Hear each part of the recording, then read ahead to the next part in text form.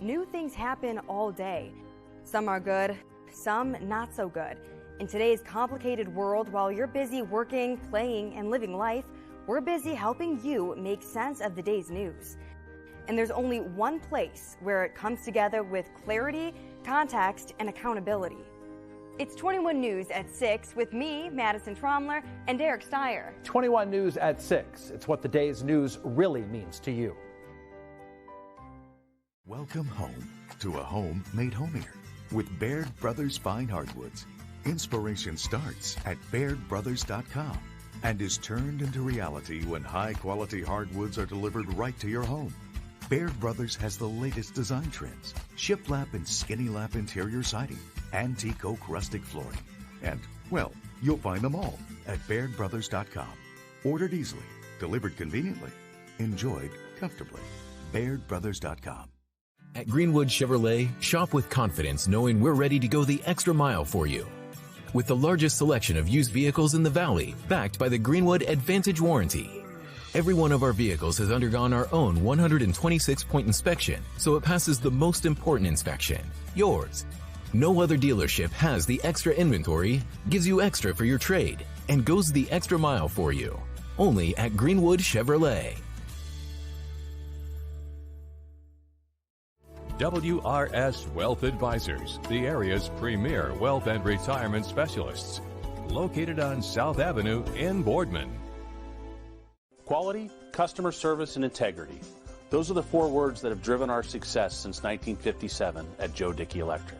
Joe Dickey Electric is one Mahoning Valley landmark business that stays current with the requirements of our customers. Family owned and managed, we are an electrical contractor and energy solutions provider. Every member of our team adds to his or her skill set through ongoing training. Residential, commercial, industrial, automotive, and more. We keep ahead of the needs of our customers with a fleet of more than 50 vehicles and 24/7 emergency service, so you're never left in the dark. Every customer has a story, and at Greenwood Chevrolet, we are committed to making sure it ends with you in the right vehicle. I get to be part of somebody's adventure, whether it's buying a car for the first time, helping them get approved, or finding the perfect car for their budget. I'm proud that people trust me with their finances. They trust me to take care of them, and they trust me with their story. I'm Tracy, and I'm ready to go the extra mile for you, only at Greenwood Chevrolet. Working with your family can be stressful at times, but because they're family, you know that you're going to get a loving, honest answer, even when things don't make sense, to any problem. Dealing with Medicare can be confusing and overwhelming. That's why here at Myers Family Insurance, we do our best to give you honest and caring answers to all of your questions. Family, like Medicare, isn't always perfect, but when you put others first, the results can be amazing. For all your Medicare needs, call Myers Family Insurance.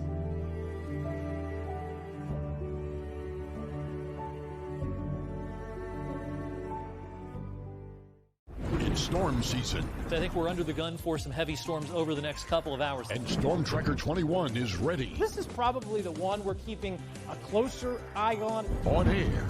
And locally, we're going to have a lot of eyes on our area. Online. All right, let's talk high-risk futurecast and the timing of this weather. On social media and on our app. We notice we'll have scattered showers on Thursday. Stay ready with Storm Tracker 21.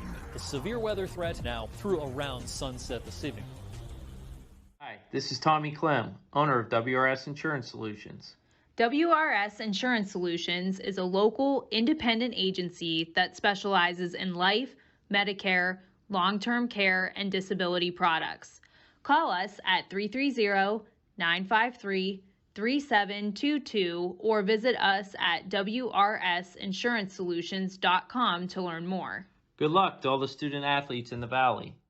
Hi, I'm Colin Chupa. And I'm Kelsey Clem from K-Squared Marketing. Our boutique marketing firm specializes in media planning and buying, public relations, event marketing strategies, and strategic sponsorships. We can integrate our services with your existing game plan, or we can be your entire marketing team. Your goals, our game plan. Let's win together.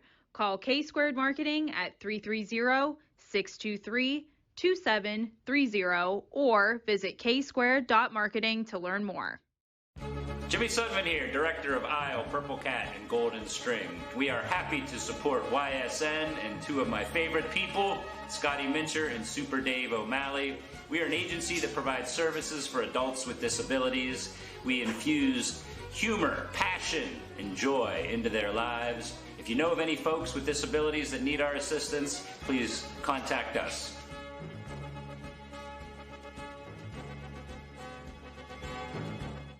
Your teams work hard and give it all they've got. Well, so does ours, because 21 Sports and YSN give you extra effort when covering local sports. 21 Sports and YSN, winning coverage of our Valley's teams. Planning a project around your home or rental property? Trust the electrical service to the local experts with 62 years of serving the Mahoning Valley. Joe Dickey Electric is your local go-to source for responsive, reliable residential electrical work. From everyday maintenance and repairs to new installations, electrical upgrades, and safety inspections, no job is too big or too small. Call Joe Dickey Electric today, 800-549-3976, or visit DickeyElectric.com. That's DickeyElectric.com. Dealing with Medicare can be confusing and overwhelming. That's why here at Myers Family Insurance, we do our best to give you honest and caring answers to all of your questions. Family, like Medicare, isn't always perfect, but when you put others first, the results can be amazing. We are there in your community. Small business owners, mechanics, police officers, homemakers. And we are there serving our nation in the Air Force Reserve. When medical emergencies arise, in cybersecurity, when natural disasters happen, we are there in space. We are Reserve Citizen Airmen, and we are there with over 180 different jobs to serve your... Hello, everybody. Welcome to YSN Live. All right. Good evening, everybody, and ladies and gentlemen, and welcome to Crestview Rebels Football Stadium, where your Crestview Rebels are about to take on the champion Golden Flashes. That is a name. Yeah. I am here. I am Larry Scragg here along with my partner, Alec Hancox. And getting ready for hopefully an exciting football game today. It on paper, it looks like a very exciting game. Yeah, two very evenly statted teams across the board for the most part. Crestview Rebels are 3-4 with their had a game canceled last week because of non-COVID related reasons. Yeah. And then Champion won against Camel Memorial last week, 48-6. Yes. So they're coming off a big win. They got some momentum in their pocket. Crestview has had a week off, and kick off almost bounces into the end zone and just rolls out of bounds at the 2-yard line. So they'll bring the ball out to the 35. Crestview's in the yellow jerseys with black lettering. Champion is in the white jerseys. From here, it looks like black lettering, but I believe it's violet or purple. Purple's their colors, purple and gold, as they are the Golden Flashes. And it's a big name to say, like Alec already said, the champion Golden Flashes. And out comes the champion Golden Flashes on their offense. Crestview won the toss and deferred. So out comes quarterback Joey Fell. Who is leading the offense out. He is also their leading rusher, leading passer, of course, and total leading charge for everything except for on the defense. Yeah. So he seems to be a very high-motored guy on this offense here. I'm excited to see him play. That was a gain of nothing there. Crestview stonewalled their defense up. So like I said, it does look like a very even game. The champion Golden Flashes are 22nd in Division 5, Region 17. They take the top 16 to the playoffs. Yep. Right now they have Crestview listed as 12th in Region 17. And so we're really unsure what's going to happen. These are unofficial results, and really nothing happens until the next 2 games are played. So, and there's a big hole that's been broken out by number 3, the runner. That's Keegan McDermott. And he is almost all the way gone. He gets to just inside the 5-yard line. Big hole opened up in that Crestview defense. He was taken down by Drew Highland at the 5-yard line. That was Keegan McDermott on the run. That was a big old run. He's not even the leading rusher, as we stated earlier. You could say they had a golden flash of a run. You could say that. You could say that.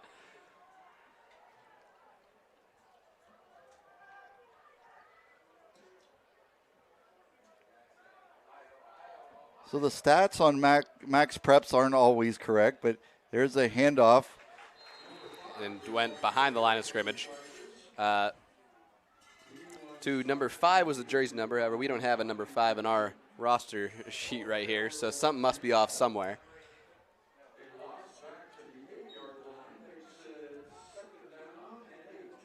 So we got 2nd down and 8, 10-15 on the clock. Still first quarter, first possession for Champion, and they ran off like a 20, 30, 40, 50-yard run. Yeah, just kind of count your way up. Yeah. Yeah, there's a big explosive run there that set them up to the situation they're in now. And Fell tries to take it himself. He gets stopped by the defensive line. That will take him up to about the 7. Now, the funny thing is about the stats that are listed on Max Preps, Joey Fell has 92.9 average rushing per game, but yet their highest point go-getter is the McDermott that ran the run from like the other 35-yard line. Yeah. Now I think they got they did get Crestview there. In the that was actually the second time they jumped. They didn't look like they called it the first time, but they did catch it this time with a few Rebels jumping off sides here. So it'll be half the distance to the goal and still 3rd down. Yep. So about 3rd and 4. It looks like a long 4. And something to keep in mind during warm-ups, their kicker, who I don't have his name off of the I believe it is number 16, Preston Lefkowitz, I believe he was hitting like 60-yard field goals in warm-ups earlier, which is pretty impressive. Something to keep your eye on for the game. If he can hit any from that distance, that could change a lot. And Fell throwing it into the end zone. It is caught by number 7. Jamation Sabo. Right in the corner of the end zone. For the first score of the game, Champion goes up 6-0.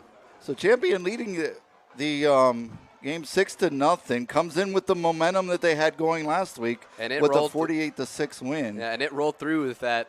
How many yards run was that? So big opening drive, just how you like to start a football game off. Extra point is good. Takes it up to 7. That was Keegan McDermott that kicked the extra point. It was, so maybe. I don't know who will be kicking the field goals. I didn't see that he was the same one that was kicking the 50 and 60-yarders during practice and warm-ups. Yeah, so I couldn't quite see a number from where I was at. I just saw the length of the field goal, and you do not see that in high school very often, if at all. No, it's a lot different when somebody's holding it and snapping it, and you got guys rushing at you. Yeah, it is very different. 4 200-pound guys trying to get to you. Absolutely, absolutely. But so normally we would take a break, but we've been chatting. So both teams heading back out of the field for the kickoff, where the Rebels have number 20, Xander Withrow, and number 14, Dominic Yerke, back to receive the kickoff. And it is senior night here at Crestview Rebel Stadium. So hopefully we'll see some Rebels with a little extra fight in them tonight, which that's something that the team always seems to have. As the ball is blown off the tee, it is starting to get windy out here at Crestview Stadium, which I'm sure it is across our entire viewing area. Absolutely. We're hoping that the severe weather holds off until after the games have finished for the night.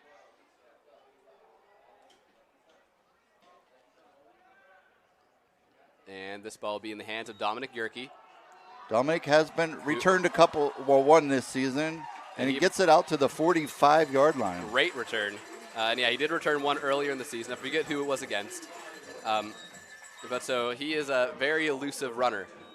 You see him in the running game, receiving game, all sorts of positions on the offense.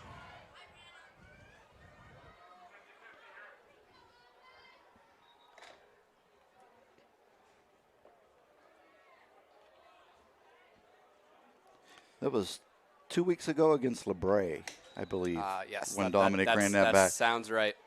And out comes Anthony Cusick, senior quarterback, who throws it to Batura out in the backfield, who gets up to the line of scrimmage, barely.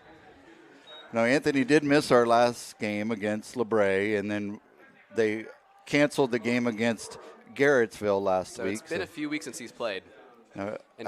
Ironically, Garrettsville is ranked 4th right now. They dropped from 3rd to 4th with the game against Rootstown, and they beat Rootstown, but they dropped to 4th place in Division 4 in the same region. So Crestview could still have to meet up with them. Absolutely, they could. It still could be a possible future meetup. So Rockland got out to the 49-yard line, 3rd and 6.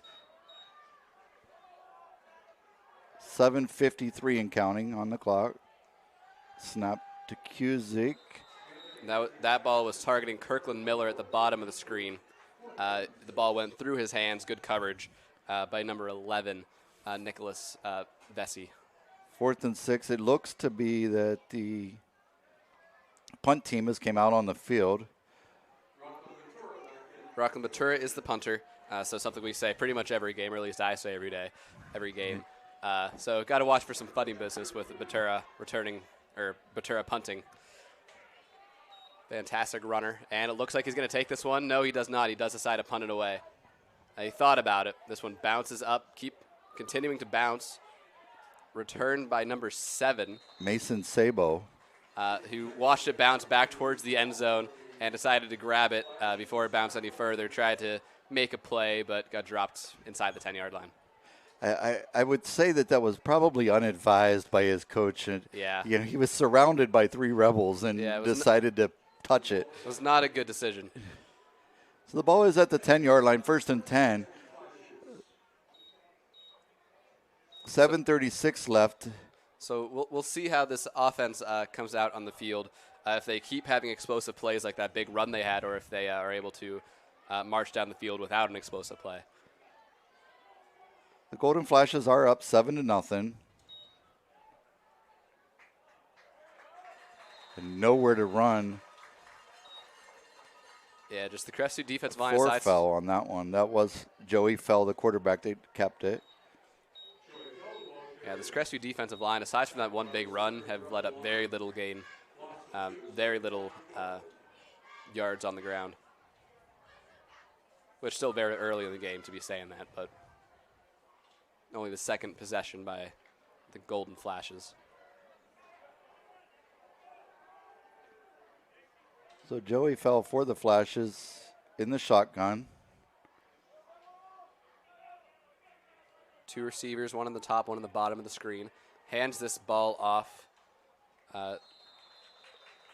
to, it was the number 5 again, which is not a name we have in our sheet at the moment.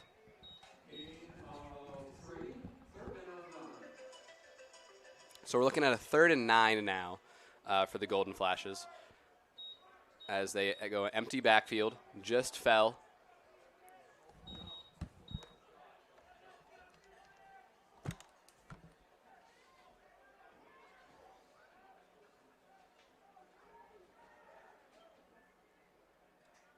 Number 5 is Nate Holt. Jordan Fell takes a snap, looks to run out the side, throwing it up. And that ball will be caught. No, must have hit the ground. Must have hit the ground. Yeah, I thought that was a catch. It was a great attempt. It was a by fantastic Mason effort. Sabo, the wide receiver senior, 5'9", 4 champion. It looks like they're bringing out their punt team, but should give the Rebels really good punt position. Yeah, they're punting. Their punter is standing in the opposing end zone. And that's usually never a good sign.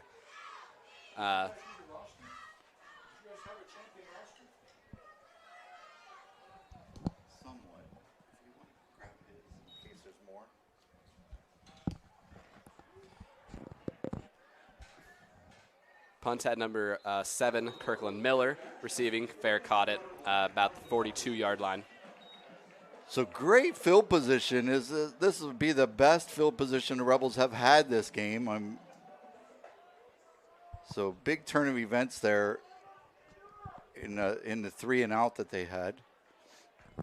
Yeah, so Rebels offense not able to put any points on the board last drive, so we'll see with the good field position if they're able to capitalize on that.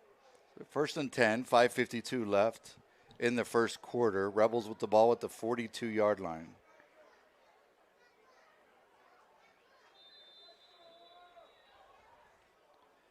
I was wondering how, Champion came in with not an off week, and Crestview having an off week, for high school players, that is a big week. It absolutely especially toward the end of the season. Absolutely. Hands the ball off to Batura. Runs his way for about 4 or 5 yards. He's up 2nd and 6. Ball on the 39. They're only going to give him 3 yards on that rush, make it a 2nd and 7. It looked like a lot more from where we're standing, but fakes the handoff to Batura. Cusick rolls out, throws it up deep to number 20, Xander Withrow, and there's a flag. Looks like that's going to be defensive pass interference. And it is not a spot foul it is for not, high school. It is not a spot foul like professional. It'd be a 15-yard penalty, which really is far behind as he was behind the receiver. Absolutely. It was a smart play. Yeah, it was not a dumb play at all.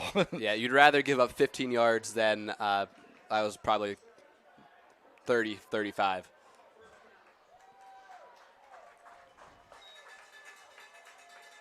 So you do get first down. Yep, you do get a first down. It is an automatic first down. Looks like the ball will be about the 22. Oh, nope, 27, 28. Oh, no. I thought it would be. Up, yeah. I thought it would be around the 22. I was just kind of sitting here thinking, like, that doesn't seem right. That's only 10 yards. And I'm like, so the ball at the 23-yard line, 1st and 10. Yeah. Rebels down 7. Hands the ball off to Batura. And you see a flag thrown at the bottom of the screen. We'll see what that'll be on here. I'm assuming it's going to be a holding on the Rebels. So they're signaling face mask.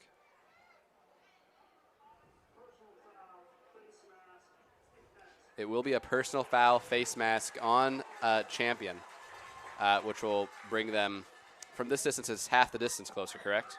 Not the 15 it normally would be. It was inside the 20. So yeah, I couldn't tell if the penalty was called inside the 20 or not because the ball was placed on the 22.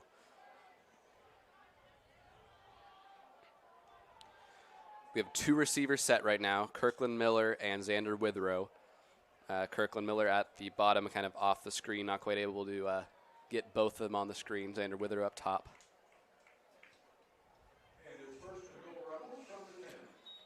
First and goal from the 10-yard line.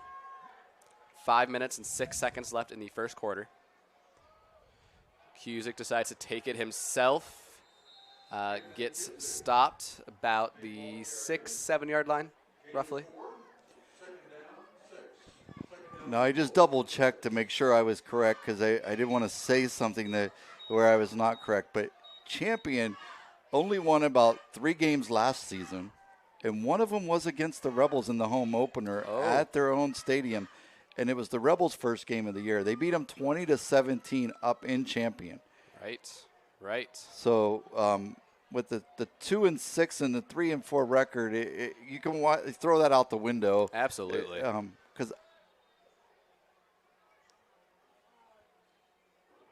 And it looks like there's going to be a timeout called. Timeout on the Rebels. So as they take a timeout, so are we. We'll be right back with you all right after this. I enjoy working with people, internally and externally, employees that work here and customers as well. I really do enjoy helping customers and building that relationship. That's the key. I like to make people laugh, so I try to incorporate that into working with customers. I'm a human being. I put my pants on one leg at a time, just like everybody else. Hi, I'm James Fetterman, and I'm ready to go the extra mile for you.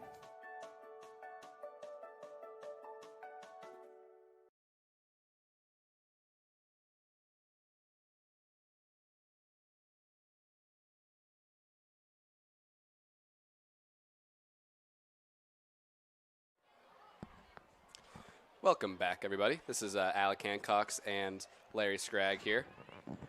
Coming back after the Rebels timeout. They are on the 6-yard line, 2nd and 6. Well, 2nd and goal from the 6, rather. And I must have had an old roster, or I must have an older roster than what they have. It looks like Nate must have changed numbers during the season. It started out with maybe a number 80 and was a tight end. And now they have him listed as a tight end linebacker, but as number 5 on the new roster. So I do apologize for Nate for not knowing who he was at first, but we got it corrected now. We did figure it out. We found out who you were. So 3rd and 4, ball on the 4. Yep, there was a rush. I believe that was Rocklin Batura who rushed the ball to get up to the 4-yard line. 3 minutes left in the first quarter. As Dominic goes into motion. And that is a catch in the end zone. By Kirkland Miller. By Kirkland Miller, yep. So Cusick to Miller for 6.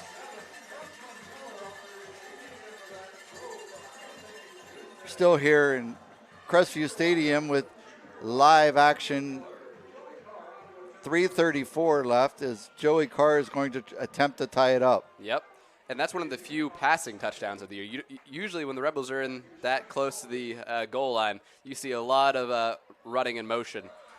You don't really see a whole lot of passing plays down that direction. And so here at senior night, the Crestview Rebels 7, Champion Golden Flashes 7. Crestview will get the ball the second half, like you already said. They won the toss and deferred for the second half. Just trying to remind maybe some late viewers that came on the links after we started. But yeah, we are at a tied ball game right now. I think we're going to go to a quick commercial break here as we await the kickoffs. We'll be right back with you all right after this.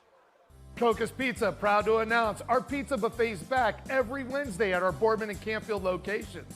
Adults only $7.99 and kids only $4.99. And $2 beer starting at 8 o'clock. That's Coca's Pizza. We serve it hot.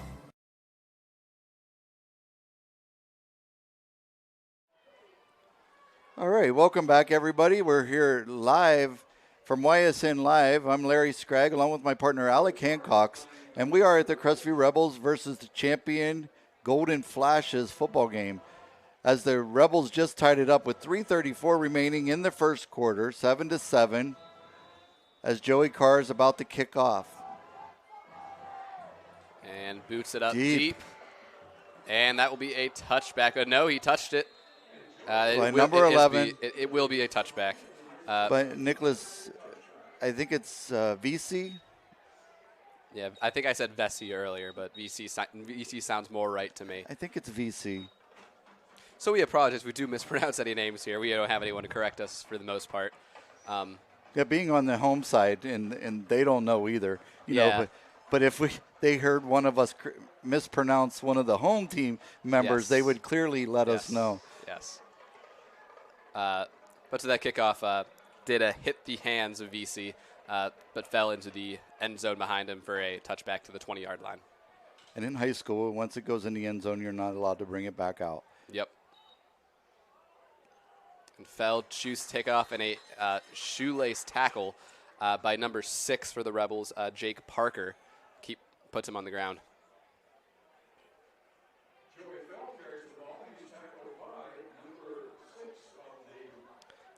It was a pretty solid ankle tackle there. You don't see a whole lot of those very often. Usually they shake him off. So Feld still stays in. I thought there for a minute he was going out because he ran toward the sideline and then maybe just getting the play. I think that's what it was. I think he was just going to the coach so that he could hear him to get the play real quick. Maybe it's a new play, don't have a signal for it yet or something like that. So ball at the 20, 2nd and 10. He decides to try to keep it and surrounded by Rebels. Man, this Rebels defense is who hitting closed hard. in quickly. This Rebels defense is hitting hard tonight. They're playing fast.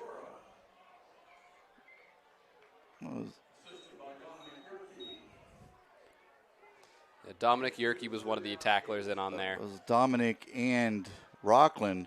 there was those hard hits. That which seems right there. Some of the most athletic kids on this football team. Yeah, both hard-hitting juniors that will be back next year. Yes, they will. Yeah, like we said a few times before, and this is senior night, so it's a good night to talk about it. There's really not a whole lot of seniors on this Crestview team. Not that we're starting. Yeah. Anthony was out there, and but the majority of the team is juniors. If you look down their list, there is 5 or 6 kids that are playing for the Rebels team. If you look at the banners coming in, but a lot of them are standing along the sideline. Most of them, most of them are rotational guys. Yeah, there was Cameron Dickey, Zach Chismar, who both rotation Kingston, Yep. Kissinger, and Anthony Cusick, the quarterback. So Anthony Cusick's the only full-time starter. And Charlie Henderson. So where they'll be hurting is mostly the line. Both the offensive and defensive line, the only big names there. And even then, there's still quite a few strong juniors and other underclassmen who are able to make rotations in there and get playing time. So this Crestview Rebels team looks bright for the future. And we talked straight through that whole timeout for a champion there. And there's 1:58 left in the first quarter, so we'll get a break here soon anyways. So Joey fell back in the shotgun, but Dominic was left wide open and just completely dropped unblocked Joey and brought him down inside the 10-yard line. Got a hold of his jersey and did not let go. So that was a fantastic play by Yerke. That was at least a 13, 14-yard loss. Yeah, big play. Well, they did marked him at the 11, so they must have gave him right when first hit him. Yeah. I mean, I don't know if it's forward progression if you're going backwards the entire time. That's the only thing I could think of. Maybe that's how he made the move. I think that's when he first hit him. Yeah. But he didn't get dropped down until probably with inside the 5. So it was 4th and 19. The punter is back in the end zone again, punting.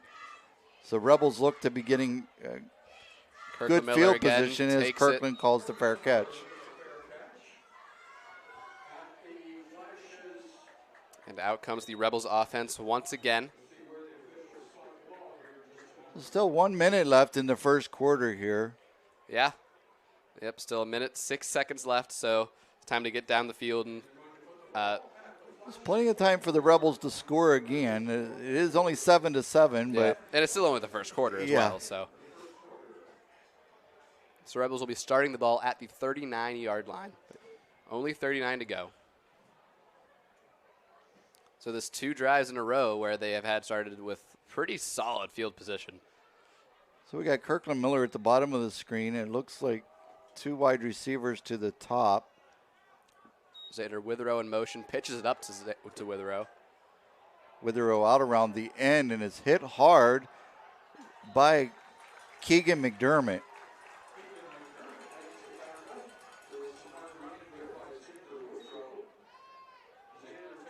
Keegan is listed as 6 foot, 195 pounds, and I believe every bit of it. And that was probably at the beginning of the season before he maybe started eating a lot more. It's not wrestling season, you know. Yeah. He's beefed up. He didn't beef down at all. And I was just checking my my memory because Xander Witherow, he's only a sophomore. Incomplete pass to Kirkland Miller, but Xander Witherow is a hard runner for a sophomore. And we found that out only a few weeks into the season. Didn't get much playing time week 1, then week 2, week 3, got more and more snaps, and he's just been explosive for this Rebels offense. Week 2, a lot of the game, I'm not sure if Rockland was hurt or not, but Xander Witherow played the majority of the. He did. Yeah, that's right. That's why he got more snaps. Because Batura didn't play a lot. And there goes Batura to the 30. Speaking of Batura. Just as we speak. So it brings up a 1st and 10 for the Rebels. 18 seconds left, which will probably tick down as soon as the moved. Oh. We'll see if they let it tick or if they're going to call a final play. They do. So Rockland again. Ventura out around the end, up to close to the 20. Man, does he run and that's angry. going to take us to the end of the first quarter. Yep. And we'll be switching sides of the field here. So we'll be right back at the start of the second quarter here. Crestview Rebels will be at about the 23-yard line. So we'll be right back with you all right after this.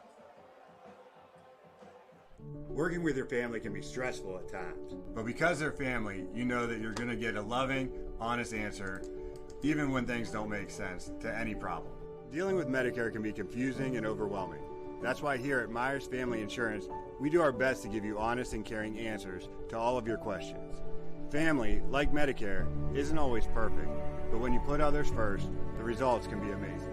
For all your Medicare needs, call Myers Family Insurance.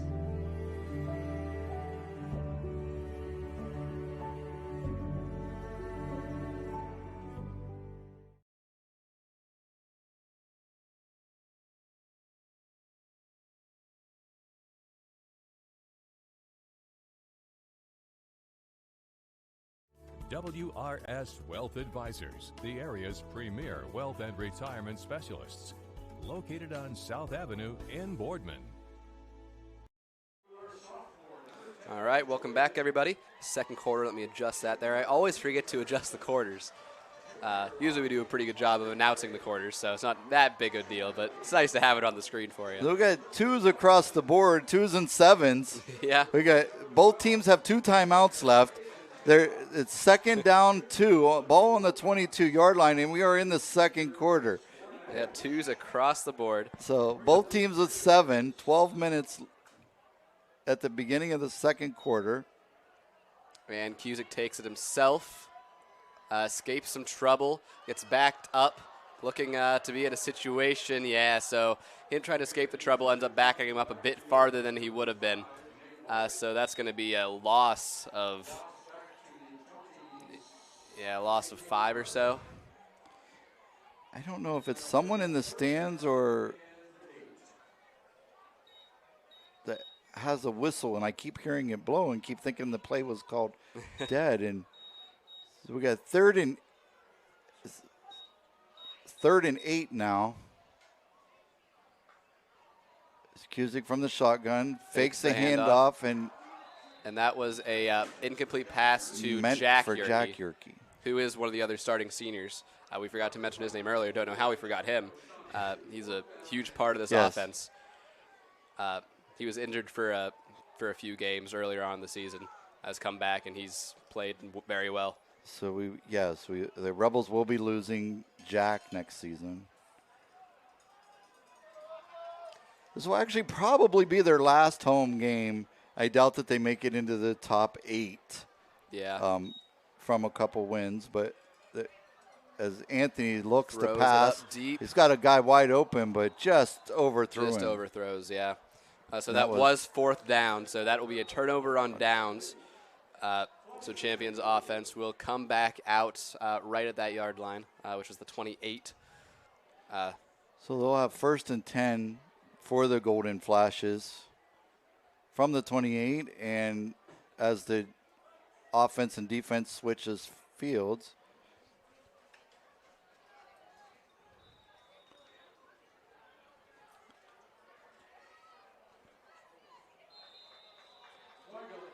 Flag on the play. His number 70 stood up a little early, which is Logan Easterday. Yep. So that'll back him up 5. So again, Champion Golden Flashes going the wrong direction.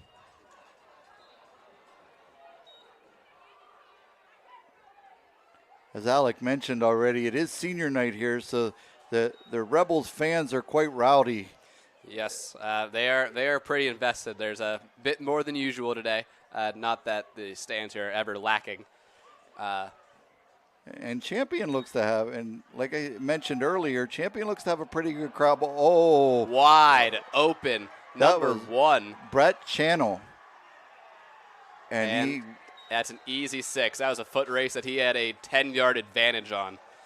That was like a 28, so a 72-yard touchdown pass to Brett. Their 2 scores have come off of 2 very big explosive plays. Their first score didn't directly come off the explosive play, but it set it up. And then you can't really talk trash on explosive plays being the. And I'm sure Coach Cusick has from the Rebels has reminded his team all week that they beat them last year 20-17. And I'm sure he did. You might as well throw records out the window. Absolutely. Yeah. Knowing Coach Q, he definitely would not have let this team forget what happened last year, because a lot of these guys are returning from last year. And it was one of their only losses last year. It was. The Rebels had lost some great senior talent last year. They and did. Had made a strong run into the playoffs even. Yeah. So now we're going to, after the score, we're going to take a quick break as the teams get ready to line up here. It actually looks like they're just getting ready to head on now, so might as well just stick around. So Champion Golden Flash is up 14-7 with the 72-yard pass from Joey Fell to Brett Channel. I don't know if it's Channel or Channel. I'm assuming just Channel. Yeah. We're not fancy in Crestview or Warren. So.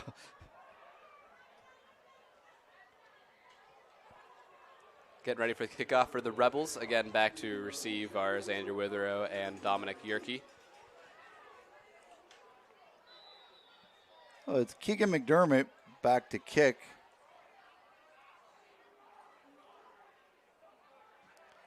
As the Golden Flashes are up 14-7 and kicks that deep in the end zone. That went out the back of the end zone. That was a bomb. He almost could have made it through the field goal if he would have aimed, I think. I think so. I think he had the leg for it. Yeah. But so regardless, it's going to take the Rebels to the 20-yard line. No matter how deep in the end zone it was. It's impressive, though. So Keegan is the one that had the run earlier in the game. It was like 70 or 50 yards or whatever it was also. Yeah. And then they had the 72-yard pass. So both of Champions' scores have came off of big, huge plays. Big, huge plays, absolutely. Just caught the defense sleeping so far. So 10:50 left to go in the half. Rebels down 14-7. Anthony Cusick in the shotgun position with one running back on his left and right. Yeah, there's two runners in the backfield. That would be Rockland Batura and Dominic Yerke.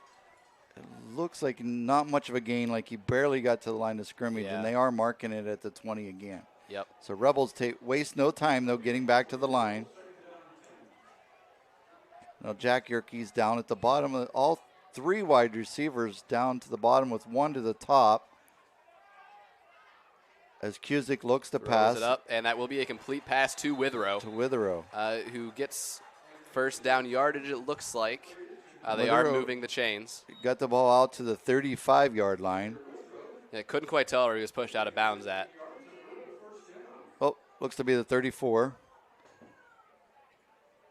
Yep, they're marking it 34. So again, Rebels in a hurry up. They're no huddle deep Hands offense. Batura. Batura with the ball up over the 40 to about the 41-yard line. It's a good rush there by Batura. Got sent flying towards the end of the play. That pushed him out of bounds. Got hit low.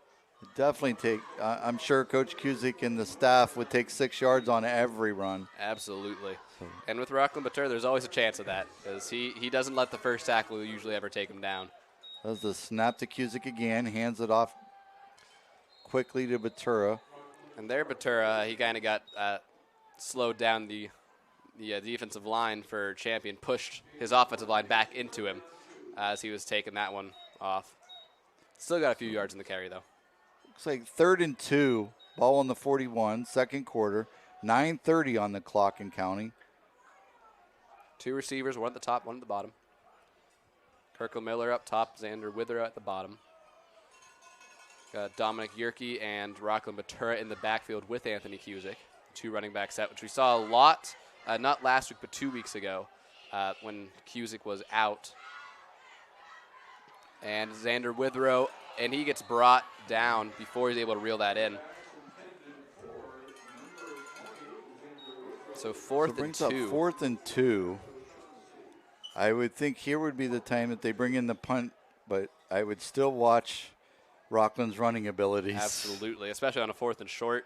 I'm not even sure if Coach Cusick will want to choose to punt it here, which it looks like they are bringing in the punt team, but knowing that it is in Rockland's hands. Absolutely, you always got to be prepared for him to take off, which it looks like last one he was thinking about it, but he ended up booting it away. Mason Sabo is the 5'9", 160 he does choose to take off. Does not get enough yards for it though. Yeah, that time he took the ball, looked like he was taking some steps to kick it, lowered his shoulder and just started running. Did not get nearly enough, though. Yeah, he got back to the original line of scrimmage of that play. So the ball's at the 42-yard line. First and 10 for the champion Golden Flashes. That is with the lead. Yeah, that is 2 turnovers on downs now for the Rebels. So they will be so, yeah, like you said, they had the lead, and now they're going to the end zone again. So Coach Cusick putting his believing in his defense and let Keegan McDermott run again play for 42-yard line. Keegan McDermott, another huge run. Sets them up for a 20-7 lead. The extra point looking to make it 21. That is 3 huge plays with by 8:48. Yeah, the Crestview defense is giving up huge plays. Which is not something we've seen for the rest of the season. They've given up very few big plays. And today they've given up 3 huge ones that have led to 3 scores. I was wondering how they would answer with the week off, and it doesn't look like they're answering quite well right now. Their defense has a lot of holes in there right now. So Crestview Rebels down 21-7 to the champion Golden Flashes.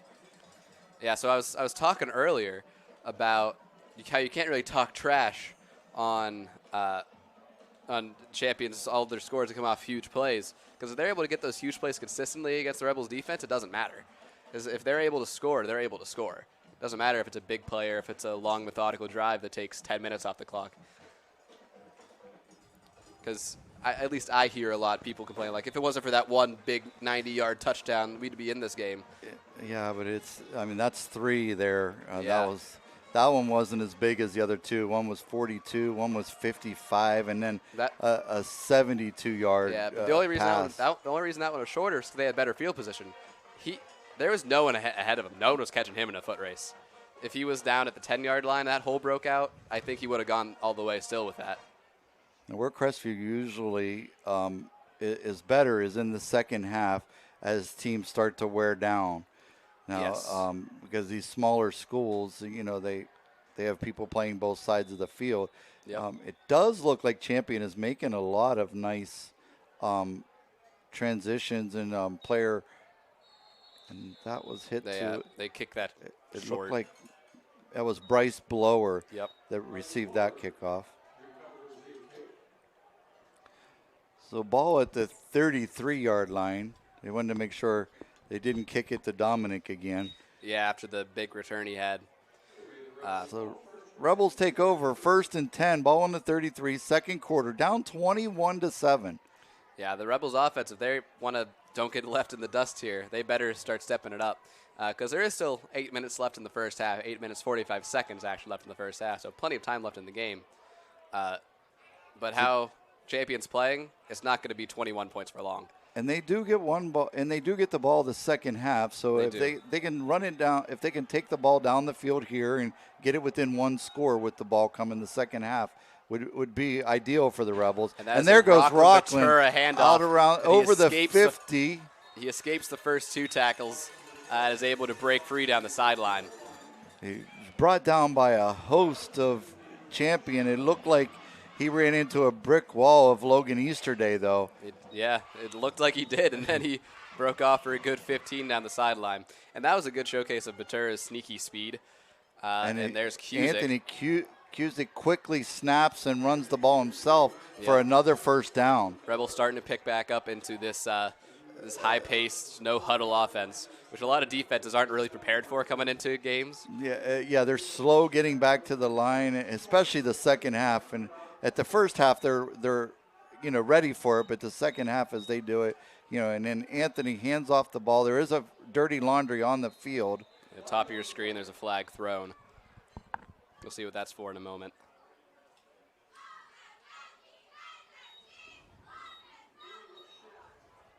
Illegal shift on the offense. Someone moving not when they're supposed to, and that'll back them up. How much? Is that 5? I believe it's 5. That's what it looks like. So ball at the 46 of the Golden Flashes. 2nd and 6. Cusick in the shotgun. Looking to catch him off sides. Just trying the hard count. Trying to get that 5 yards back. Yeah. Ball snapped just above his head.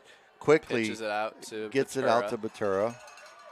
Who gets dropped at the... looks like he got a first down there. Yeah. Yes, he is. Looks like they're going to keep it a 3rd. Oh, nope, that is a first down. They're moving the chains. So ball at the 39 now of Champion as the Rebels quickly get up to the line again. Waste no time, but they did make a player substitution. Yep, in comes number 5. That's Max Hawkins. Yep. Max leads for Witherow as Witherow runs out around the end, but is stopped near the line of scrimmage again. Maybe a loss of 1. Yeah, they are going to give him a loss of 1 there. That was a good play setup, just not enough blockers for the amount of Golden Flashes who were able to read the play. That the whole defense was sitting there waiting for him. We do have Matthew Strength down here at the bottom of the screen, and him and Anthony are cousins, and they have made the connection several times during the season. Have. And then he keeps it up the middle and gets up to about the 30-yard line. Close to first down. I don't think he quite got there. I think it was brought down before, but it's like about 2 yards short. 3rd and 1, so he's 1 short. It's a long one. It is a long one. Yeah, the first down marker is... Timeout for Champion. So Champion has 1 timeout remaining. Yep. And we'll have to take a break also, and we'll be right back. It's a new year at Acura of Boardman and Boardman Mitsubishi with huge savings on over 350 fully inspected vehicles. We have cars, trucks, SUVs, minivans, and work vehicles. We don't have it, our team will find it. We aim for 100% credit approval with payments as low as $99 per month. And as always, we'll pay top dollar for your trade. For a great vehicle and a great experience, come see why everyone is stopping by at Acura Boardman and Boardman Mitsubishi.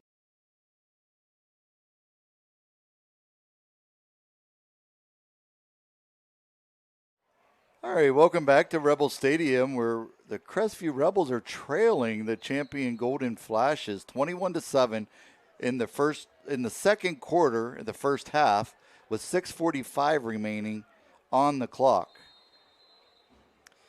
Yep, Rebels they do have the ball at the 30-yard line, 3rd and 1, a long one, and they're driving now. They're starting to get a good drive together. Well, the last time they went for it on 4th and 2 from their own 40, so I'm assuming that this is still 4-down territory. Oh, this absolutely is 4-down territory. I'm not sure. The last 2 times have gone for it on 4th down. So and Batura up the middle. Got way up to 20, 15, 10, 5. There's a touchdown. Big run for the Rebels. We have to look for any. I don't see any dirty laundry. Neither do I. So that is a Rebels touchdown. Brings them 6 points closer. I was going to say that I didn't see any Golden Flashes, but there was 11 of them out there.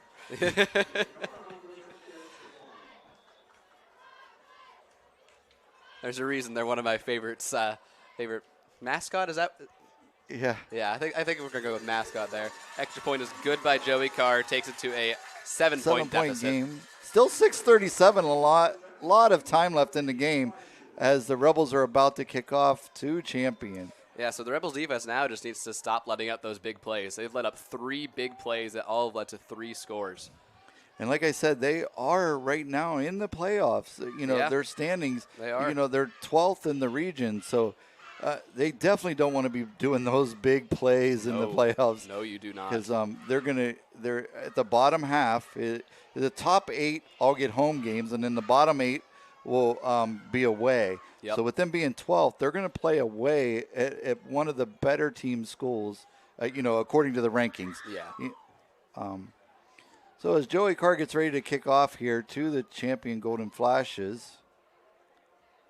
Yeah, they're lining up, and I kind of realize we do this a lot. We make a lot of hand motions and look at each other a lot, but no one else listening can see that.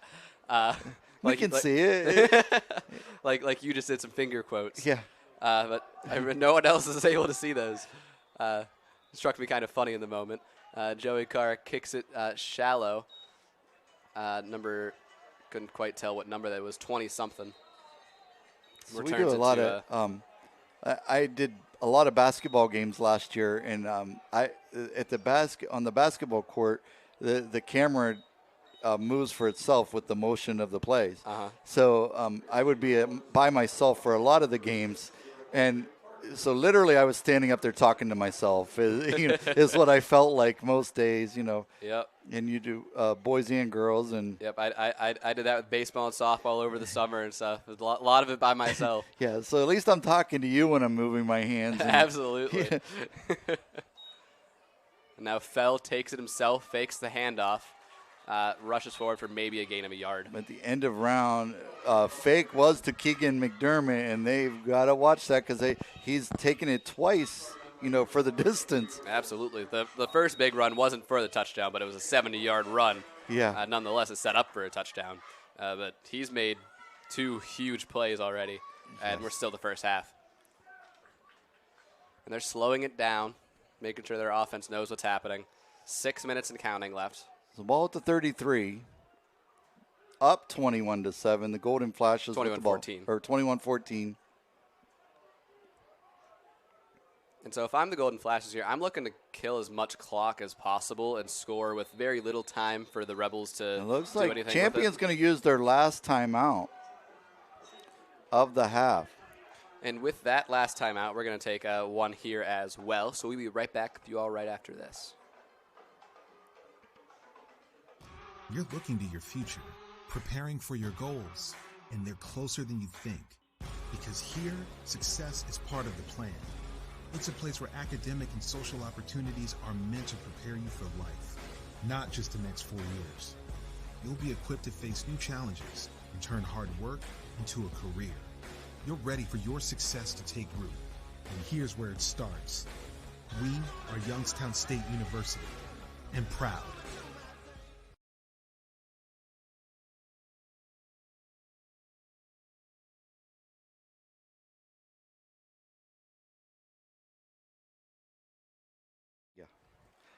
Okay, good evening, ladies and gentlemen, and welcome back to the Crestview Rebels Stadium. 2nd and 9 for the champion Golden Flashes, and they've used their last timeout of the game, or of the half. Yeah, not of the game, of the half. Yeah, with the 21-14 lead. So whatever the coach saw, he must have thought it was very important to burn that last one. Absolutely. As Joey Fell is dropped behind the line. Another big sack for the Rebels here. Don't quite know who to give it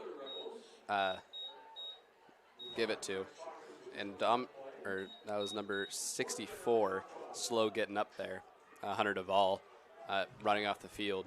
I believe it was Hunter that got to him first, got to Joey first. I believe it was. It looked like he came down a little funky, but he ran off the field, so he. Hunter has been a big part of the Rebels' defense this season. Yes, he has, and offense. He plays in the offensive line and doesn't let up much. Joey back to pass and that's that close. Didn't get back to the line of scrimmage. Close. So I believe that's going to be. I think that landed on the line of scrimmage because if you look at the if you look at the marker, it landed right on the 30-yard line. Yeah. They said there was an eligible receiver in the area, so that is what the referee said. So we'll have to take his word for it. They're closer than we are, and we're up here in the booth. Absolutely. So Absolutely. That brings up a 4th and 12 from the 30. And they got their punt team out. And it is just the same way we've been warning about Rockland. That Keegan is their punter too. Yeah, and he is busted off some plays. He is very fast. We know he has legs. And kicks it off to Miller. Who has room. Is going to return it up. Takes up beyond the 40. The 40. There's a horse collar. Yeah, that is. And then they see it. Yep, they throw the flag shortly after the play. That is a huge horse collar. Kirkland is still down too. Yeah, he got thrown to the ground, and that's why horse collars are. That's exactly why horse collars are a penalty, because they are nasty and can very easily lead to injury. So with that, I think we're going to take a quick timeout here as we figure this out.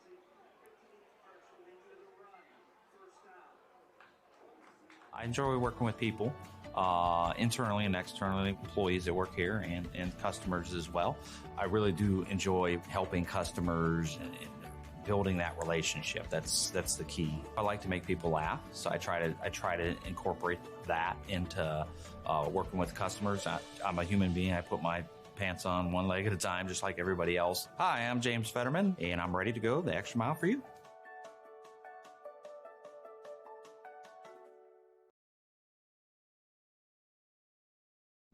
The environment in the hospital can be very intense for a patient. Being able to put a smile on their face brightens up my day. I go to Youngstown State University, and my passion is nursing. What I love about studying nursing is that it takes you out of the classroom and into the lab. It's really hands-on. The professors here push you to be your absolute best, so if you want it, you gotta work hard for it. I am so excited about my future. I'm Shantiana, and I am why I'm proud.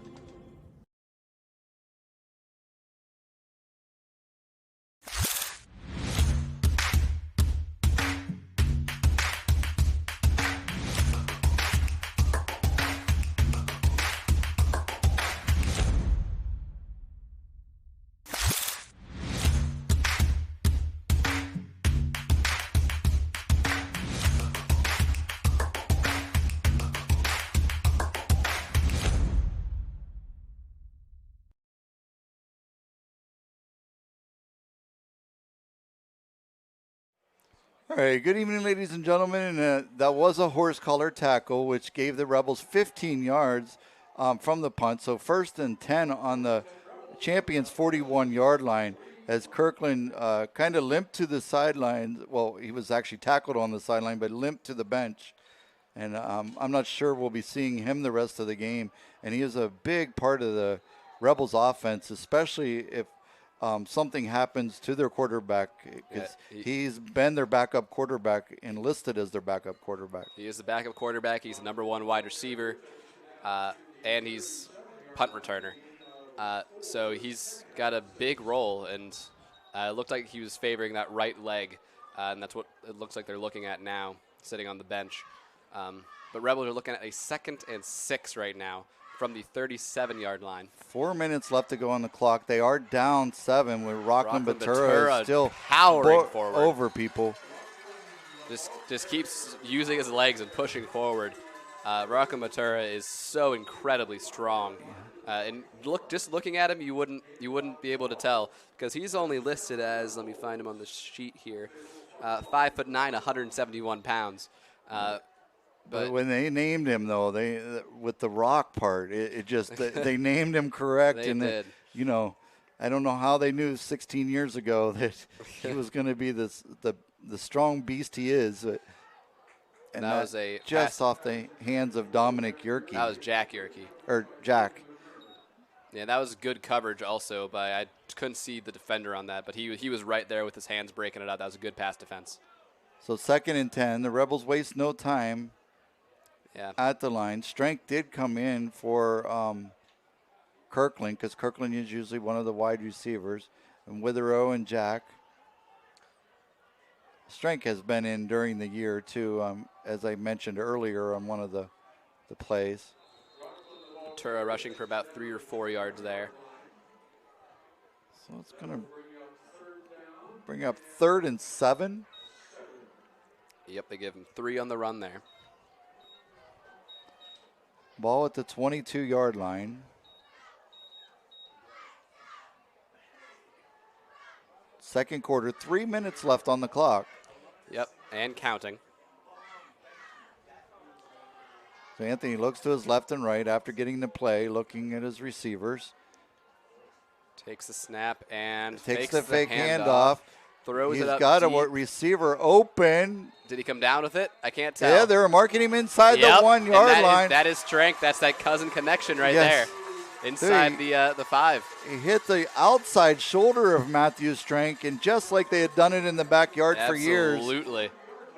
That was a near perfect pass. So it brings him up 1st and 2, it looks like, from the 2 yard line. I can't tell from this angle. It might be the 1 yard line.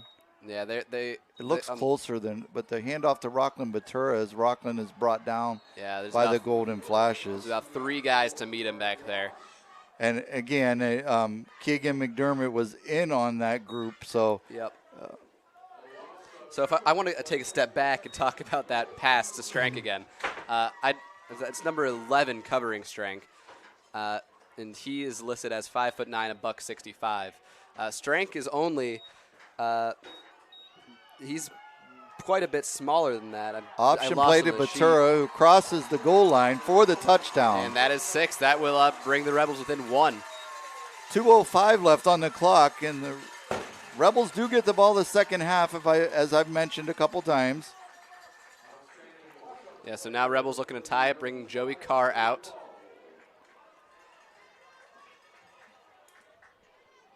And Matthew is the hands on the placement. And kick is we're good. all tied up. All tied up. 2 minutes, 5 seconds before halftime. 21-21. Champion has used all their timeouts. Yeah, Rebels still have 2. So this could play into the part here. So we will be right back at YSN right after this. Quality, customer service, and integrity. Those are the 4 words that have driven our success since 1957 at Joe Dickey Electric. Joe Dickey Electric is one Mahoning Valley landmark business that stays current with the requirements of our customers. Family owned and managed, we are an electrical contractor and energy solutions provider. Every member of our team adds to his or her skill set through ongoing training. Residential, commercial, industrial, automotive, and more. We keep ahead of the needs of our customers with a fleet of more than 50 vehicles and 24/7 emergency service, so you're never left in the dark. Welcome back, everybody, to YSN Live. Alec Hancock's Larry Scragg here. 2 minutes, 5 seconds. Tied ball game now. Rebels just scored to tie it up, and they're getting ready to kick it off to the Golden Flashes, who, as we were talking before the break, have no timeouts left. Rebels still have 2. So this Rebels defense really needs to look and keep the big plays from happening. And it looks... that would have been an onside kick. That would have been the Rebels' ball if he recovered it. And they are saying that was the Rebels who recovered it. What a play there by the Rebels special teams unit. That was a beautiful kick right in the middle of all the Golden Flashes. And it had a good bounce towards the Rebels. No one was there to get it. They let it, the Golden Flashes let it bounce, and it, like the English on it, kicked back right toward the Rebels' hands. Yeah. That was a great bounce for the Rebels there, as they were right on top of it to recover that. And I didn't get which number was on top of it. I think it was Bryce Blower, number 19, but I could not see from here. That's what I thought too, but I didn't want to say anything without being sure. But that was a fantastic play by the special teams. Bryce is a junior for the Rebels, so he's another one that'll be back next year. Yeah. And if you've been a long-time listener to the Rebels, Nick Blower is his cousin, who was also number 19. Batura takes the handoff. It's something to note. Kirkland Miller's back in the game. He was standing at the top of your screen. He's out there playing again, so he seems all right. He is still a little limping, though, but he's not the normal Kirkland. But yeah, he's definitely still favoring that leg. But So we got two receivers to the bottom of the screen and Kirkland to the top. Yeah, Jack Yerke, Xander Witherow at the bottom. Dominic in the slot position. And Anthony fakes the handoff, takes it himself. But he's met at the Mason Sabo, meets him in the secondary. Yeah, is able to get a good chunk of change there. So it brings up 3rd and 5 for the Rebels, who just scored and received it's not really an onside kick. I don't know if you can call that an onside kick. And wasn't really muffed, so. Yeah, I'm not sure quite what you would call that. The ball cleared down at the 20-yard line. They recovered it. So then Anthony Cusick with the throw ball. to a wide open, or an open Witherow in the end zone. And that is 6 points. Cresty takes the lead for the first time this game. After those big plays, there was a spark lit under them or something. They've scored 3 straight uncontested, and they've been playing. They were down 21-7, and now are 27-21 ahead. Joey's going to looks to make it 28 with the extra point attempt. 53 seconds still left in the half. And he's good. As Joey's extra point is good. And Joey's been perfect today also. So yes, he has. So with that, we're going right back to another Rebels kickoff. 53 seconds left in the half. So we're going to be right back at YSN Live right after this. Now is the time to think about your future, where you want to go, what you want to be. Your future can start now at Kent State Salem or Kent State East Liverpool. We have programs that will open doors and provide opportunities for you to pursue your passion. We are affordable, we are close. You call it hometown, we call it Kent State University. Learn more at www.kent.edu/Columbiana. You belong here. All right, good evening, ladies and gentlemen, and welcome back to Rebels football. We got about 53 seconds left in the half as the Rebels just scored another touchdown, back-to-back, actually back-to-back-to-back. They were down 21-7. And they've gone unanswered since. With 21. So the kick is to Landon Johns. Landon brings the ball out above the 30 and is tackled by a solid return. Xander Witherow on the tackle. And now Fell and the Golden Flashes offense comes out to the field. Are you looking for a valuable education close to home? With 5 colleges and over 120 degrees, state-of-the-art facilities, and one of the most affordable tuition costs in the state, Youngstown State University is ready to help. You take charge of your future. Find out how to start your journey in the heart of a city on the rise. Visit explore.ysu.edu to learn more about our campus, our programs, and available financial aid. Take your first steps today. Youngstown State University, we are Y and proud. Joey Fell was dropped for a loss again. No, he got back to the line of scrimmage. He did throw that like over his head as he was getting brought down. That did cross line of scrimmage. He was out of the pocket, so there will be a 2nd and 10. So 2nd and 10 for the Golden Flashes. I'm not sure where the ref's going. The ref was going up there. Yeah, not sure quite what was happening. I think Dominic thought that he was tackled for a loss, and I think Dominic thought so too. He was. Gave him an incomplete pass. Yeah, they blew it dead. I was watching the official on the side. So here goes McKeegan again. Yep. Or McDermott. Keegan McDermott. And I called him Mick Keegan, so I'm sorry, Keegan. And sorry to the McDermotts. I put both his names together.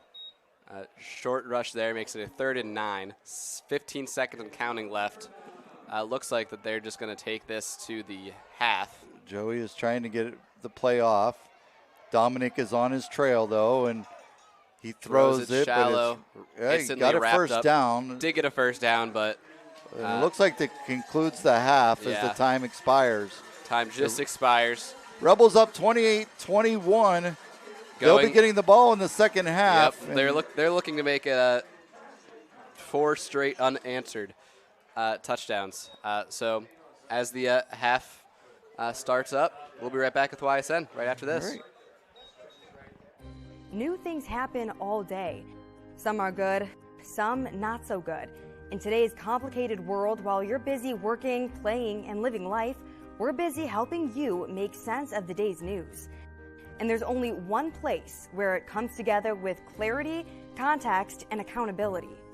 It's 21 News at 6 with me, Madison Tromler, and Derek Steyer. 21 News at 6. It's what the day's news really means to you. Welcome home to a home made homier with Baird Brothers Fine Hardwoods. Inspiration starts at BairdBrothers.com and is turned into reality when high-quality hardwoods are delivered right to your home.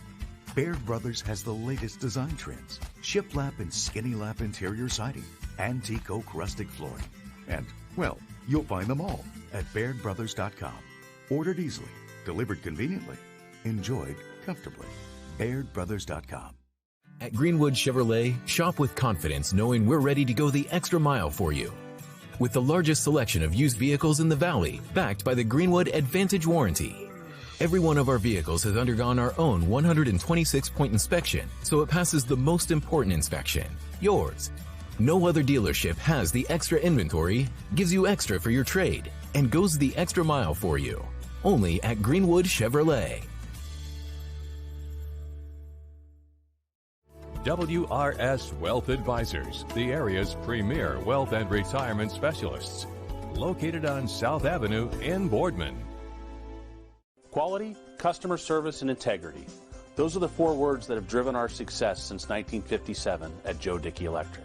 Joe Dickey Electric is one Mahoning Valley landmark business that stays current with the requirements of our customers. Family owned and managed, we are an electrical contractor and energy solutions provider. Every member of our team adds to his or her skill set through ongoing training. Residential, commercial, industrial, automotive, and more. We keep ahead of the needs of our customers with a fleet of more than 50 vehicles and 24/7 emergency service, so you're never left in the dark. Every customer has a story, and at Greenwood Chevrolet, we are committed to making sure it ends with you in the right vehicle. I get to be part of somebody's adventure, whether it's buying a car for the first time, helping them get approved, or finding the perfect car for their budget. I'm proud that people trust me with their finances. They trust me to take care of them, and they trust me with their story. I'm Tracy, and I'm ready to go the extra mile for you, only at Greenwood Chevrolet. Working with your family can be stressful at times, but because they're family, you know that you're going to get a loving, honest answer, even when things don't make sense, to any problem. Dealing with Medicare can be confusing and overwhelming. That's why here at Myers Family Insurance, we do our best to give you honest and caring answers to all of your questions. Family, like Medicare, isn't always perfect, but when you put others first, the results can be amazing. For all your Medicare needs, call Myers Family Insurance.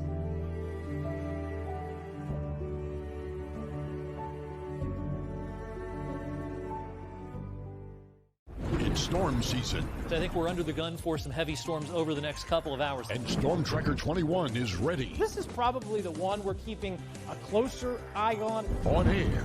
And locally, we're going to have a lot of eyes on our area. Online. All right, let's talk high-risk futurecast and the timing of this weather. On social media and on our app. Notice we'll have scattered showers on Thursday. Stay ready with Storm Tracker 21. The severe weather threat now through around sunset this evening. Hi, this is Tommy Clem, owner of WRS Insurance Solutions. WRS Insurance Solutions is a local independent agency that specializes in life, Medicare, long-term care, and disability products. Call us at 330-953-3722 or visit us at wrsinsurancesolutions.com to learn more.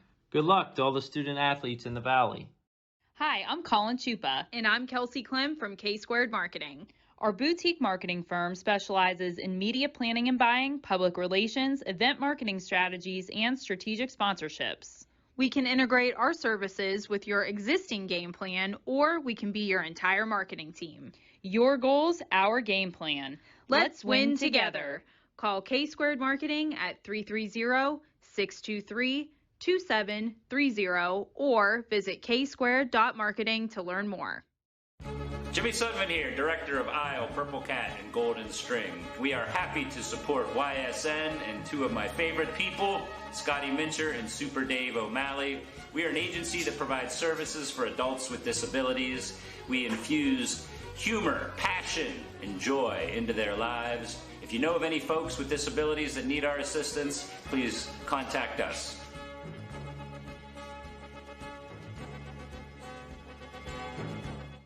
Your teams work hard and give it all they've got. Well, so does ours, because 21 Sports and YSN give you extra effort when covering local sports. 21 Sports and YSN, winning coverage of our Valley's teams.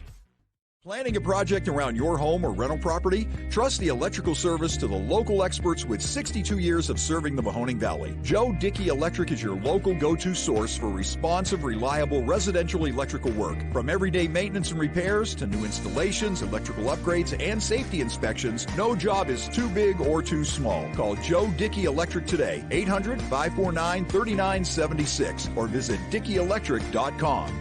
That's DickeyElectric.com.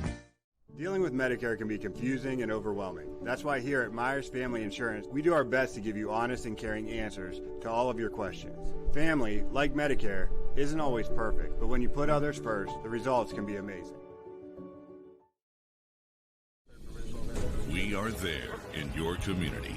Small business owners, mechanics, police officers, homemakers. And we are there serving our nation in the Air Force Reserve. When medical emergencies arise, in cybersecurity, when natural disasters happen, we are there in space. We are Reserve Citizen Airmen, and we are there with over 180 different jobs to serve your country. Air Force Reserve. At Greenwood Chevrolet, shop with confidence knowing we're ready to go the extra mile for you. With the largest selection of used vehicles in the Valley, backed by the Greenwood Advantage Warranty. Only at Greenwood Chevrolet. My guy keeps it 100% of the time. He wants all 100, won't settle for 99. And it's more than stats, because there's people in those numbers. And I was one of the lost sheep. I'm so glad he cares for all 100. I'm 100% safe, 100% free, 100% love. I can be 100% me. He gave all 100 when they put him up on that tree. That's 100% passion for 100% free. So if I play in front of 100, or if I play in front of 2, there's an audience of 1 getting 100% of what I can do.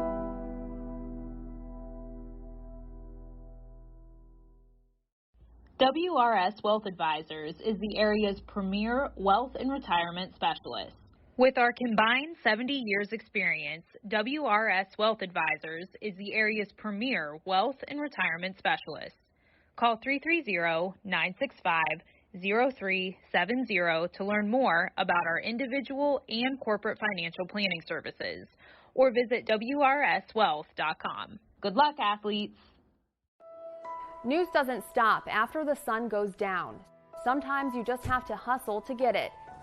At 21 News, no matter how far it is, no matter what it takes to get there, we're working to bring you the best stories and the freshest content at 11 p.m. with the context and clarity that makes it worth staying up for, no matter what time it is. 21 News at 11 with me, Erin Simonek, and Derek Steyer. 21 News at 11, news that's worth your time. Coca's Pizza, proud to announce our pizza buffet's back every Wednesday at our Boardman and Campfield locations. Adults only $7.99 and kids only $4.99, and $2 beers starting at 8 o'clock. That's Coca's Pizza. We serve it hot. Every customer has a story, whether it's buying a car for the first time, helping them get approved, or finding the perfect car for their budget. I'm proud that people trust me with their story. I'm Tracy, and I'm ready to go the extra mile for you, only at Greenwood Chevrolet. Hi everyone, this is DJ Yoakley with Your Sports Network. We appreciate your support of YSN and welcome you to the YSN family. Our broadcast streams are brought to you live at no cost to you by sponsors that are local to this community. Without the vision and generosity of our sponsors and partners, we would not be able to bring this game to you today. So please support the great businesses and leaders that are making this game possible. And if you're a business in need of great advertising and sponsorship opportunities, feel free to head over to our site for more information on the right fit for you. We are local, we are loyal, and we are live. We are YSN. Ah, the details.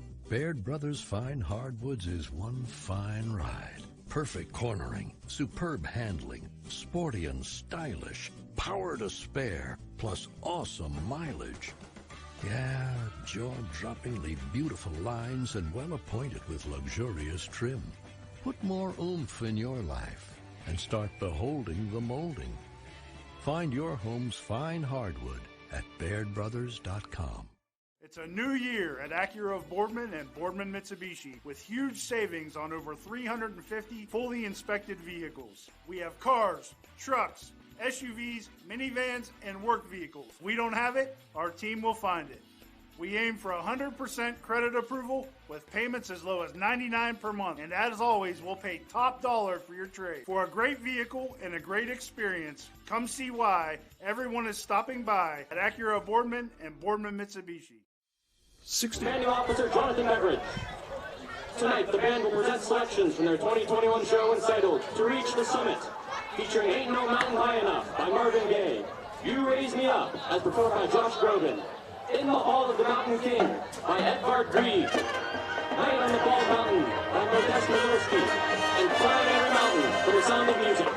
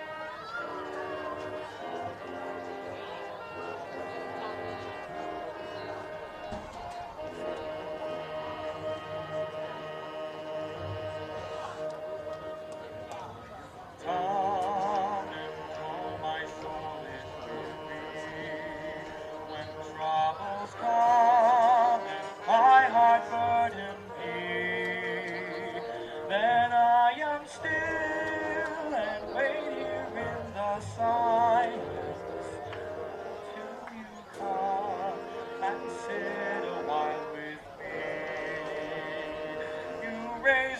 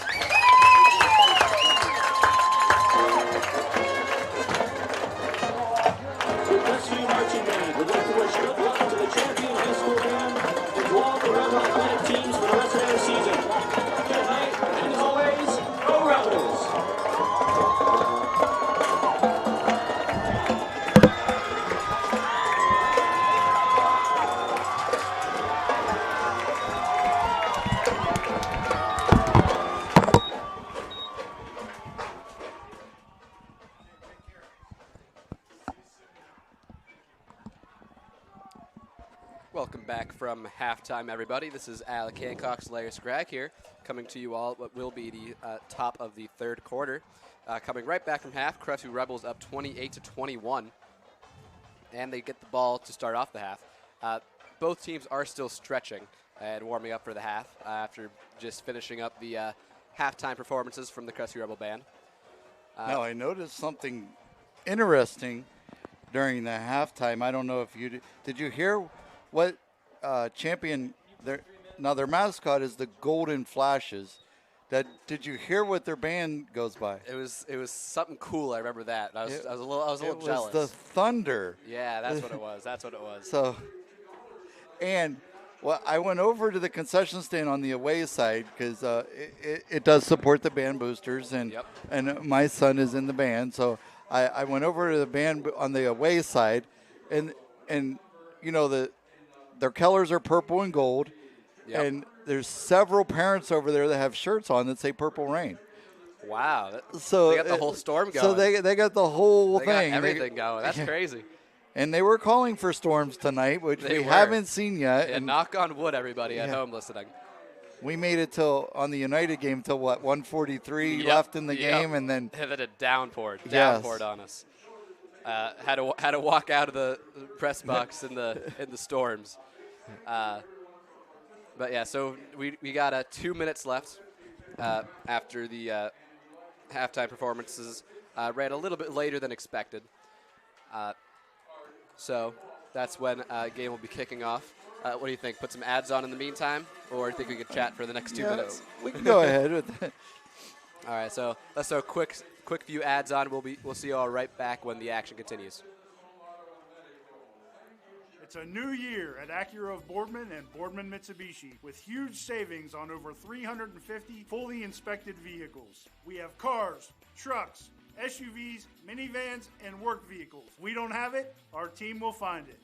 We aim for 100% credit approval with payments as low as $99 per month. And as always, we'll pay top dollar for your trade. For a great vehicle and a great experience, come see why everyone is stopping by at Acura Boardman and Boardman Mitsubishi. We are there in your community. Small business owners, mechanics, police officers, homemakers, and we are there serving our nation in the Air Force Reserve. When medical emergencies arise, in cybersecurity, when natural disasters happen, we are there in space. We are Reserve Citizen Airmen, and we are there with over 180 different jobs to serve your country. Air Force Reserve.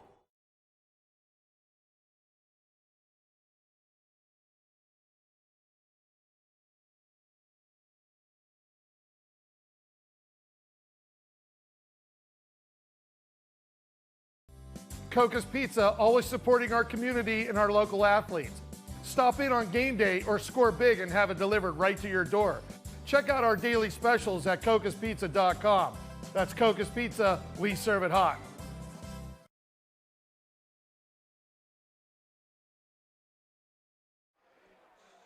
All right, welcome back to Rebel Stadium. I'm Larry Scragg along with my partner Alec Hancock, as the Rebels are about to receive the second half kickoff here in the third quarter. Up 28-21. Now, they just sort of got an onside kick before the first half ended. The onside kick was clear down by the 20-yard line, and it had like backwards English on it. And Joey kicked it for one step and kicked it down clear to the 20, and it bounced in front of the returners and bounced backwards about 5 yards right to all the Rebels that were running down that way. And this will be in the hands of Xander Withrow as he comes up to the 30. And he's got some speed. 40, he's got an open 45. field. It looks like the ball popped out at the end, but I think he was down. I think he was first. also. Here's some local scores. And I don't want to. South Range is up on Lakeview 35-10 in their third quarter. Salem Quakers 21-19 against Canton South. That should be a good game. Southern Local and East Palestine, 57-0. Yeah, that's a barn burner right there. Yeah, I think they might be on running clock. So I think so. hands it off to Batura to the 40, 35, 30, out to about the 26-yard line. Big run there by Batura. Was first met by Tyler Roop from the champion.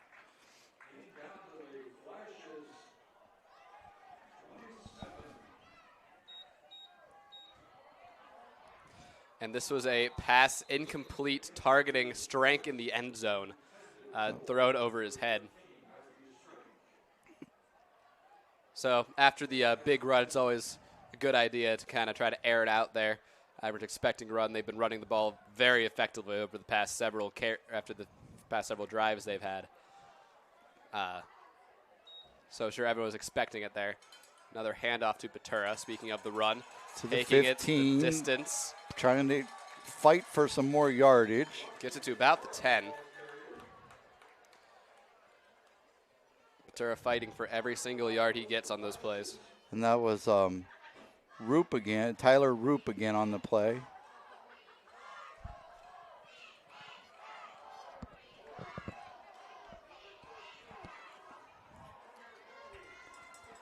There's a penalty on the Rebels. Yeah, didn't see what it was on, or didn't see what it was rather. I missed the dirty laundry, but it does bring them Yeah. back to close to the original line of scrimmage. And the ref has a mic, so I didn't hear him announce it. So we got 2nd and 10, ball on the 27. Rebels up 28-21, knocking on the door again in the end zone. Anthony in the shotgun, hands it off to Batura. No, decides to keep it. He gets kind of wrapped up around the 25, still on his feet, eventually gets brought down. They're going to mark him at the 23-yard line. So it'll bring up 3rd and 6.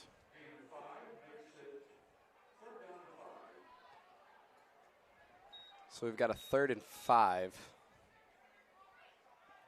That's what we're looking at with 10 minutes, 30 seconds left in the third quarter here.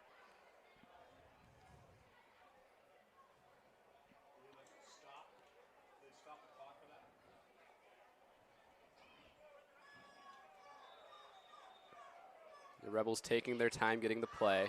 Rebels up 28-21. Yeah, they were down 21-7 and have had 3 straight unanswered, looking to make it 4 unanswered touchdowns.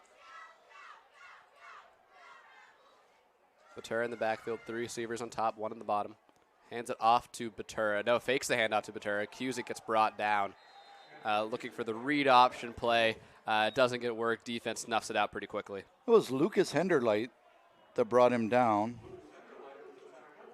So that'll bring us to a 4th and 10. Lucas Henderlight is the champion Golden Flash's leading sack holder for the year. He's got .2 per game. So they're in the 7th game. So he gets about 1 every game, or 1 every other game. Yep. And Cusick is going for it here on 4th down. Throws it up to the end zone over the head of 20 Xander Withrow. So that'll be a turnover on downs. Something to keep in mind, the last 2 times the Rebels went for it on 4th down and didn't get it. Champion scored. Big plays to follow also. There were also big plays to follow. Huge plays, so I don't know if the defense is like disappointed that they didn't get the first down and then come out or what. Yeah, read into that however you will. But so Champion's offense is taking over. Let me adjust the camera here. 1st and 10.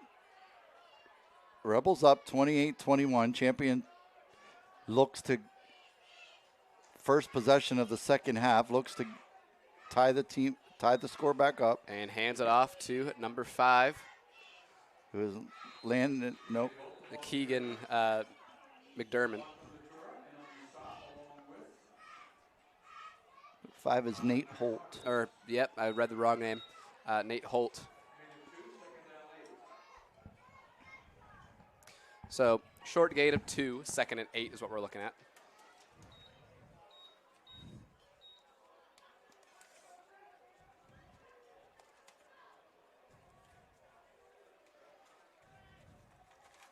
And fakes the handoff here. Fell, takes it himself, jumps over the fallen offensive line. So this will be a 3rd down. Gets a few more yards, makes it a 3rd and 5, looks like. 3rd and 6, they're marking it. Now in high school, you can hurdle over players that are on the ground. You cannot hurdle over a player that's not when they're standing on his feet. Yeah.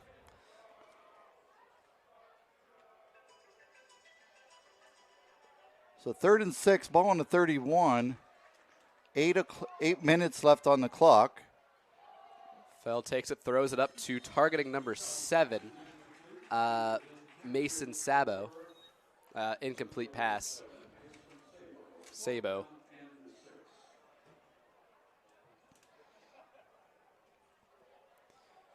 Yes, this takes us to a 4th and 6, and their punt team coming back out.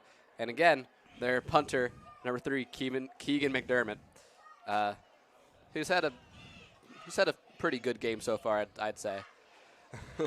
Had a very good game. Both sides of the ball. Absolutely. Offense and defense. And he does punt it deep. Strank back to receive it. It does bounce out of bounds about the 38, 37-yard line or so. So Kirkland usually returns punts, and I noticed you said he's going back in on the offense, but they clearly is not 100%, or he would have been returning probably. So yeah, absolutely. I'd like to see if he comes back out on the field now. I don't see his number anywhere. He is putting his helmet on. So yep, there he is right there. Yep, so he is putting his helmet on. He will be on the field on offense. I was curious if he'd come back after half. So ball on the 36-yard line of the Rebels. Second offensive possession of the half. Up 28-21, 7:57 left in the third quarter. And we got ourselves a close game. Rebels looking to start to carry this one away, make it a little less close. This is a handoff to Batura. Batura to the 50, 45. So from the 36. Man, does he run powerful. So every time he gets the ball, I find myself amazed at how strong of a runner he is. So Rockland unofficially there for about 22 yards on his carry. Takes the ball up to the 43. 1st and 10 as they quickly don't waste any time. Batura again out over the 30 to about the 26. Well, it looks like they're marking him at the 27. But another 1st and 10 for the Rebels. Absolutely. When this run game gets rolling for the Rebels offense, it is hard to stop the motion. And he's giving the coach the feed me sign. Yes, he is. I don't know if you noticed that, but so and then it goes. He's going again. Coach is listening. Yep. So he takes it up to the 22. Yep. Yeah, he's just going to keep getting yards on the ground, and when Rockland's determined to get yards on the ground, he's going to. And when you are playing against these smaller schools, I mean, Crestview's a smaller school. Absolutely. Also they're Division 5, and there's one of the smaller schools of Division 5. It's not like they're at the top of the, close to being Division 4. But anyways, they're bottom of the Division 5 level, and people running both sides of the ball. There goes Cusick with the keeper Fakes and just the handoff. plows over. Yes, he did. The defender. And he's pretty jazzed about that play, you can tell. That was a fake handoff to Batura. Everyone's expecting Batura to get the ball again. And that was over Mason Sabo there that he ran over in the secondary. It brings up a 1st and 10 from the 12. Now he hands it off to Rockland again, and this play just kind of going sideways. What I was saying is that the smaller schools, and they have people playing on both sides of the ball, and it seems like the conditioning of the Rebels is a lot better because they're playing both sides of the ball, especially like Rockland, and he's just keeps running. Absolutely. It's like the Energizer Bunny out there. Yeah, it seems like the more steps he takes, the harder he runs. Not quite sure how that works, but it just happens. He is a strong runner from the first quarter down to when it's all zeros on the scoreboard. And they pitched it out to him this time. Got down to about the 6 or the 11 maybe. Still can get a first down. No, they have to get to the 3-yard line for the first down, so it looks like 3rd and 8. Got him at the 9-yard line.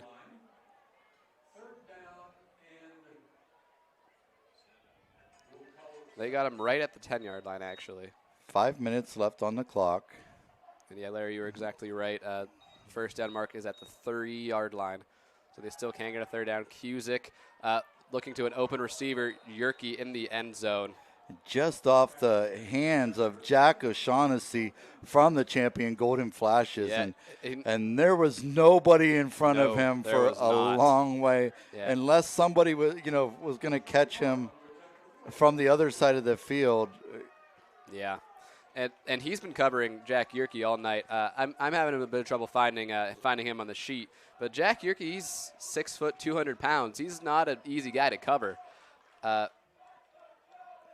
So O'Shaughnessy's 6'2", 190 pounds. So they're both about the same size. On the field, Yerke looks a bit bigger, but not by much. So the field goal good for Joey Carr. And that will be... it takes the Rebels up to 10 points. Yep. And that's 24 unanswered points by the Rebels so far. And Joey Carr is perfect for this evening. Yes, he is. Don't want to give him the old announcer's curse. I was trying not to do it, but when he got the field goal, that's like making 3 extra points for him. So yeah. So I'll jinx him after it, and not before he kicked it. Yeah, talking about it afterwards seems to be a safe bet. But now both teams coming back out. Rebels getting ready to kick off to champion once again here. Yeah, the refs wasting no time keeping the play moving. None at all. And I don't know if they saw the storms coming in. I really didn't have a chance to look during halftime, but they are calling for storms in our area this evening, so the refs might have seen something on the radar that I didn't see. Yeah, trying to keep it quick. Keep the movement of the game quick-paced. Which favors for the Rebels. It does. They like that quick-paced game, and then special teams hitting hard for the Rebels. Didn't see who it was. I believe that was number 6, Landon Johns, who picks that one up. He got hit by the Rebels special teams.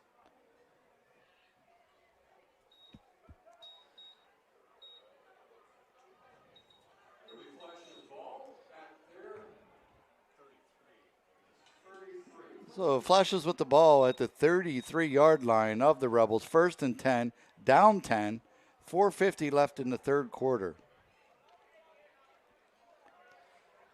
So I'm not quite sure what play the Rebels got going on here. No, that was defense. That was handed off to Keegan McDermott again. Yep. And he was quickly stopped. It was sort of a reverse. The quarterback ran one way and Keegan ran the other, trying to catch the Rebels off guard. Yeah, interesting offensive snap there. But the defense there, they were all lined up. There were 3 receivers on the bottom of the field and only 2 defensive backs along with them. So they were definitely in some sort of zone there. So if the coach would have seen that, maybe he would have changed it to a wide receiver screen of some sort. But so it brings up 2nd and 8 for the champion, Golden Flashes. Now the Rebels look like they're more of a man defense than they were. And there's another huge Keegan run. And it's a foot race that he doesn't want to lose. And tries again. Wow. Wow. Another big play for champion that puts more points on the board. Every single play that they have scored. Pulls champion within four points right now. Now, I'm not sure if they'll go for the 2. Their field goal kicker has a very strong leg, so they're just going to go for the extra point at this point. Yeah, and their field goal kicker is Keegan McDermott. Yeah. Who just ran that one in for the touchdown. Yeah, he's sitting there with his hands on his hips, catching his breath right now. He's been taking off big chunks all evening. Yes, he has been. And it looks like they're going to call a timeout for the extra point, which you don't really see very often. I think just to give him a breather. Yeah, giving his guys a breath. 61-yard run? Yes, it was. So with that timeout, we're going to take one as well. So we'll be right back with you all right after this. WRS Wealth Advisors is the area's premier wealth and retirement specialist. With our combined 70 years experience, WRS Wealth Advisors is the area's premier wealth and retirement specialist. Call 330-965-0370 to learn more about our individual and corporate financial planning services, or visit wrswealth.com. Good luck, athletes.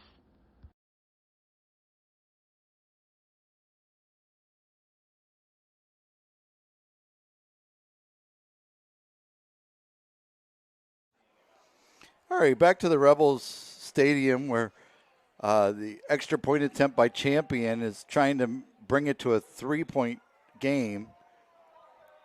I believe they were giving McDermott their extra point kicker who ran the 71-yard touchdown back, a breather, and he kicks that clear over to the high school.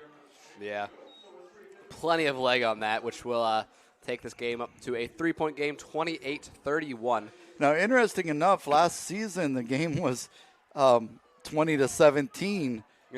The Champion won by 3 points. So Rebels looking to revenge their loss last season, the first game of the year. And we could go ahead and pay some bills if you want. And, I was just about to say we're going to jump to a quick ad break here as we get ready for the kickoff once again. So we'll be right back right after this. Every customer has a story, and at Greenwood Chevrolet, we are committed to making sure it ends with you in the right vehicle.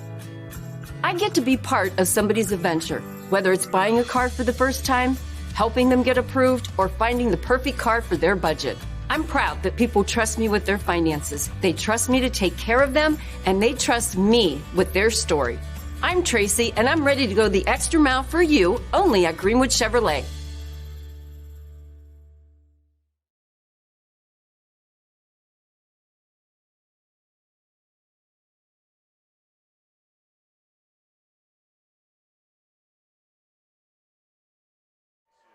All right, welcome back to Rebel Stadium where Champion just came within 3 of the Rebels. So the score's Champion 28, the Rebels 31 as the kickoff goes into the hands of Witherow. Witherow runs Witherow showing to that he can return it too. He bounces up past the 40, but we'll see where they mark him down at. We were kind of talking off. Looks like the 42-yard line. So the Rebels take the ball on the 42, 1st and 10. Still third quarter, 3:47 left, up by 3. We were talking off screen a little bit about how this Rebels defense, they've let up 4 big plays that have led to touchdowns. And they're going to hear about it in the film room regardless of the result. But yeah, they've been holding Joey Fell pretty well to the short runs, and they've been holding Champion to the short runs. They haven't been letting them get a whole lot of big runs. But then when they do, it's to the house. There's been like four plays that have been huge. Yeah, there's 1 busted pass play, and then I believe 3 big run plays that either set up for a touchdown or a touchdown so themselves. Cusick hands it to Rockland and above the 50, doing 40, it 35, 30. As he finally is brought down just inside the 24-yard line. And even as I was saying, as he finally gets brought down, he wasn't brought down yet. He was still fighting. He was twisting out of that tackle. Then another guy for Champion came in to finish the job. So 3:30 still left in the third quarter. Yeah. As Crestview answers huge, as we were just stating about how Champion's been having the big plays tonight. Rockland did not want to be outdone. No, he did not. He doesn't quite have the speed that McDermott has, but I think he makes up for it in his just power that he runs with. The first few tackles never bring him down. And Cusick taking this one himself. It looked like an option as he ran into Rockland's back. Yeah.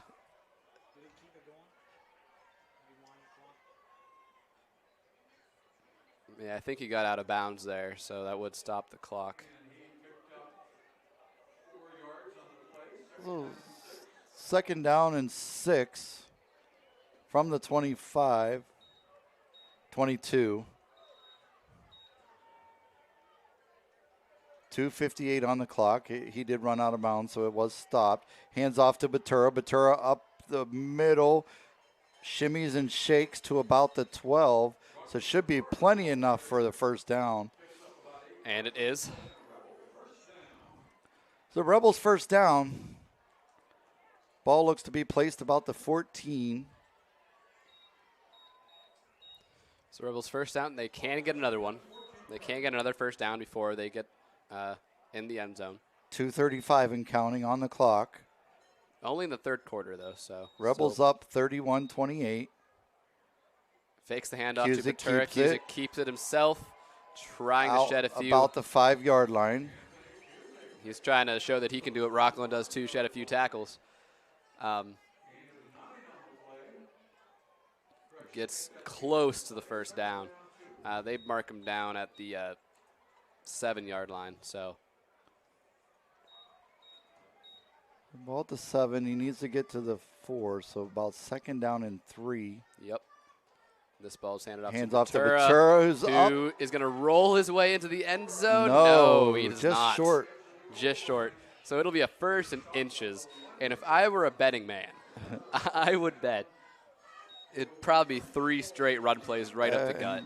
I mean, this drive alone, the run play's been unstoppable for the Rebels. So I'm not sure how they're going to run it per se, but Batura was giving him the feed me sign the last possession, and and they're going to feed him here as he dives his way feed in. Rockland. As that is a Rockland Batura touchdown, brings the Rebels up 6 more points.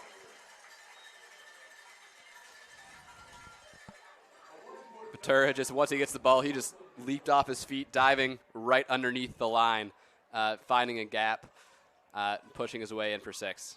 So the Rebels answer quickly to the Champions touchdown. Yes, they do. So Joey can make it a 10-point lead again. And he does. That looks to be good. Almost blocked. I thought you were going to. My jinx held up. So yeah. The Rebels up 38-28.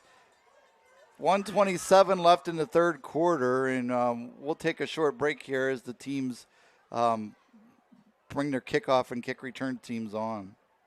At Greenwood Chevrolet, shop with confidence knowing we're ready to go the extra mile for you. With the largest selection of used vehicles in the Valley, backed by the Greenwood Advantage Warranty. Only at Greenwood Chevrolet.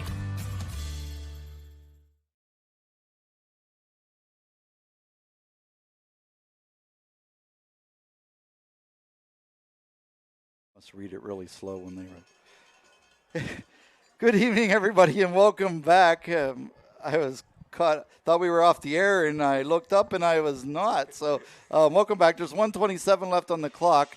Home team Crestview Rebels up 38-28 as they just answered quickly to Champion. Joey Carr getting ready to kick off to the Champion Golden Flashes. Now, are you looking for a valuable education close to home? Find out how to start your journey in the heart of the city on the rise. Visit explore.ysu.edu to take your first step today. Youngstown State University, we are Y and proud.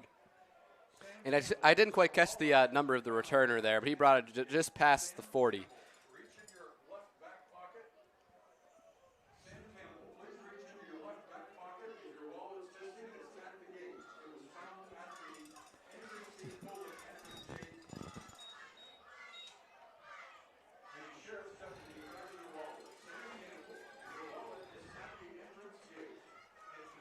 So Champions offense coming back out to the field after the Rebels Rockland Batura touchdown.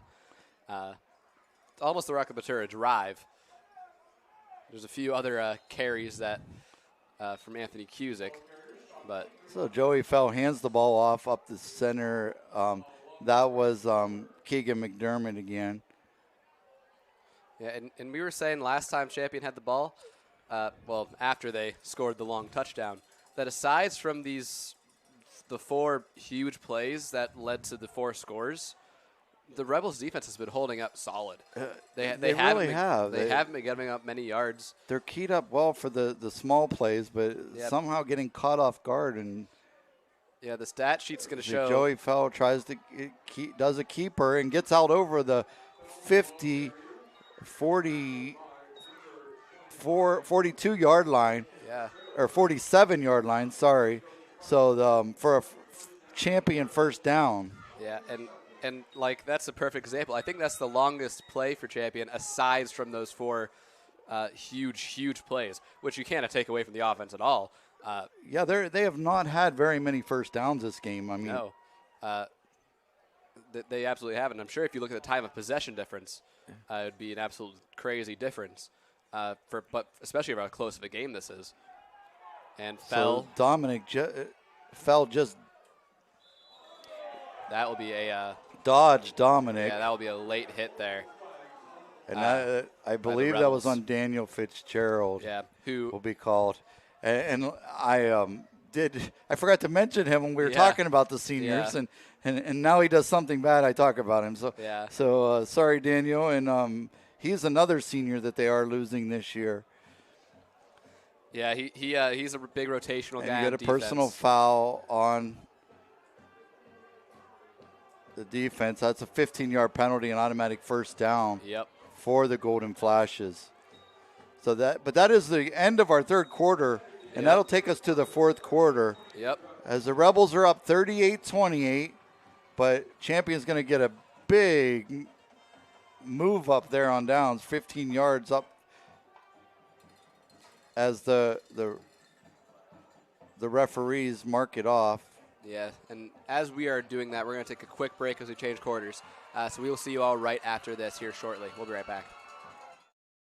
Hi, everyone. This is DJ Yoakley with Your Sports Network. We appreciate your support of YSN and welcome you to the YSN family. Our broadcast streams are brought to you live at no cost to you by sponsors that are local to this community. Without the vision and generosity of our sponsors and partners, we would not be able to bring this game to you today. So please support the great businesses and leaders that are making this game possible. And if you're a business in need of great advertising and sponsorship opportunities, feel free to head over to our site for more information on the right fit for you. We are local, we are loyal, and we are live.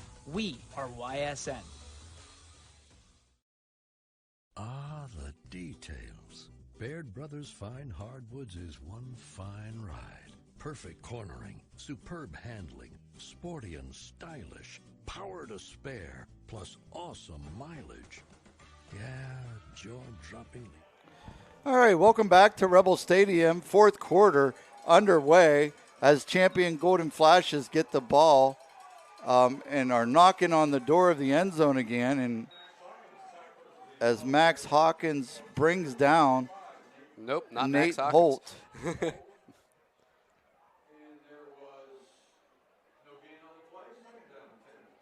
Yeah, there's a gain of 0 there. So second down and 10, ball on the 28, 11:33 counting in the fourth quarter. Rebels up by 10, but Champion Golden Flashes knocking on the door. No runners in the backfield. Throws it out quick to number 1, wide receiver screen. Which I believe is Brett Channel.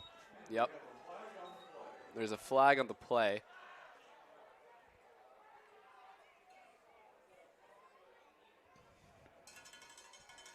The Rebels look like they're backing up, so yeah, I believe they must know it's on them. So it's probably enough for a first down. Yeah, especially after the gain, which looked to be like a gain of 6 or so. Listen in to see what the referee has to say.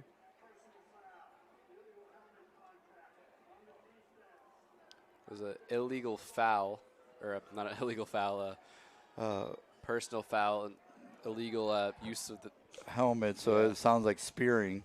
Yeah. I think he said half the distance to the goal line, so it puts him about the 11-yard line. Yep. I think that normally would be 15, but it's right within the 20. They still have room for a first down. They do. It looks like they placed it about the 12, actually. First and 10. Joey Fell decides to keep it. And he's going to bounce his way gets his way into the end zone. So he brings it back within 4 again. On the keeper out around the end by the quarterback. And that's what I was expecting to see from him all night. Those types of runs and plays, as he was the leading rusher and passer for Champion. I was expecting him to be doing that type of stuff all night, and really that's the only drive we've seen his rushing potential on. The Rebels have done a great job of containing him so far in the run game tonight. So Keegan here with the extra point attempt. Line drives it through the goalpost. So that will be good for the extra point there. So it's 38-35. Rebels still up. Back to 11:01. a 3-point game. Field position is going to be very important with Keegan's strong leg kicking. Absolutely. And it's going to be like a little tug of war here if it's within a 3-point game. Absolutely. Because we've seen him hit it. We've seen the leg he has. So I'm not quite sure where he can hit it from in game. But I would love to see the distance that he can kick in game. So we'll see if that comes into play at any point later on in the game. So they are now, the champion is now out, lining up to kick it off to the Rebels. Dominic Yerke and Xander Witherow back to receive. And both of them have showed their return potential so far this game. Both bringing up for big returns. Jack Yerke and Max Hawkins up in the front. Not as deep as the ball comes off the tee. And the ball fell off the tee, so we're going to reset that real quick. He's been having trouble keeping that on the tee tonight. The flags do look like they're standing straight out. Yeah. And it is always windier in Crestview, and into the end zone for a touchback. Yep. Over Dominic's head. And so that will bring us to Rebels first down at the 20-yard line. First and 10, 11:01 to go in the game. Rebels up by 3. Let's see if they just continue to feed. I mean, feed Rockland. I would feed the hot hand, right? Yeah. I mean, it's worked for you last drive. So, and if you keep the ball on the ground, the clock's going to go as well. So, regardless if they're in the no huddle offense or not, clock is going to be ticking. I mean, I would tend to keep going to it, and then every once in a while just a keeper, and then, so he hands it off to Rockland this time, and Rockland just, gets back to the line of scrimmage. So then we got sandwiched, then had a single leg takeout gotten to him. So 2nd and 10 now, ball on the 20. Time ticking away. Just what the Rebels want as they take their time. They're up 3, so. Yeah, they're going to take all the time that they want. Anthony looks to drops throw. Back, throws it up. That was caught, reeled in by Jack Yerke. By Jack Yerke, close to a first down. And he is. 3 guys in coverage. They are moving the chain, so that's a first down for the Rebels. 10:25 and counting on the clock. Yeah, they're just going to take all of their time that they want. The Rebels aren't going to have nearly enough time to drain the clock here because still 10 minutes left. Strength comes in for Kirkland. Kirkland is not 100%, so they're probably going to have to get him checked out on Monday. We were told that he was favoring that ankle of his.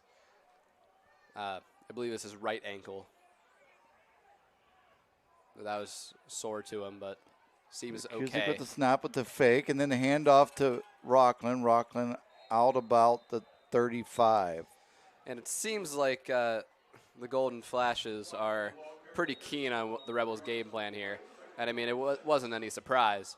So 2nd and 6 here for the Rebels. 9:30 left to go on the clock. And as you could see, the no huddle is starting to slow down a little bit on the rush. Yeah, and, absolutely. They're still not really doing a huddle, but they're just kind of sitting at the line waiting. As there's, 14 seconds on the play clock. Yep. Counting down, too. And Anthony's watching it and playing. Takes it himself.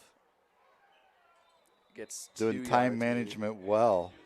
Yeah. 9 minutes left on the clock. Rebels up 38-35.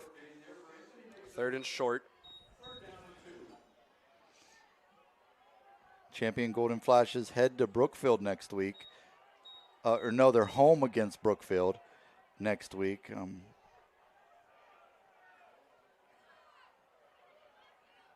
So it's whether or not they'll take a 2-6 record or a 2-7 record or a 3-6 record.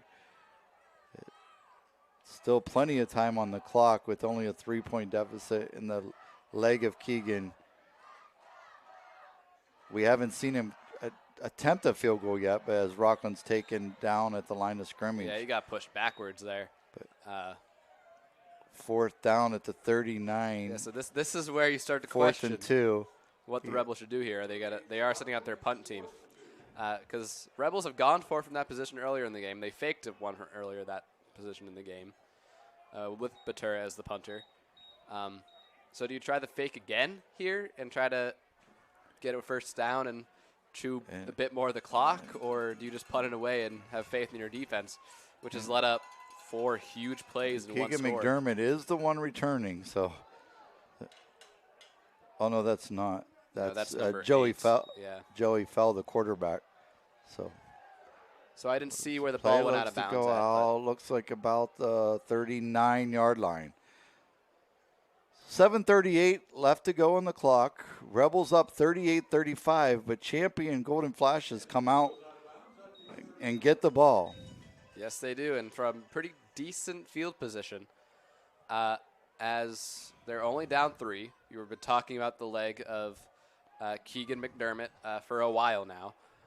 I mean, I'm not sure we haven't seen him kick a field goal attempt. Not in this game. So we only seen him do it in practice. I can tell you he's got long enough to make it a good 40, 50-yard field goal. Yeah, he definitely if they has can the block leg for him and keep the people out of the backfield. Yeah, he definitely has a leg for it. Keeping Rockland and company out of the backfield might be the key, though. Yeah, exactly. Rockland Batura averaging 0.6 sacks a game for the Rebels here. The leader in that for the Rebs. But this Rebels defensive line has been playing mean and like a stone wall today, aside from a few Looks plays. like 2nd down and 6. Ball on the 44. For Champion. And Fell taking off and using that speed. Gets over the 40-yard line to about the 37. Was eventually brought down by Dominic Yerke, but what a speed burst from Fell there. That was impressive. 38. They're marking it to the 38-yard line. So 1st and 10 for Champion. So that is what we've been missing from the Champions offense this whole game was Joey Fell's rushing ability. 6:30 left on the clock. Champion trying to run the clock down and get the last score of the game. Absolutely they are. And not give the Rebels a whole lot of chance to get down. As the ball is handed to McDermott, is brought down by a host of Rebels. It looked like Hunter Duvall and Bryce Blower there teamed up to bring him down. Ball at the 36-yard line now. 2nd and 8.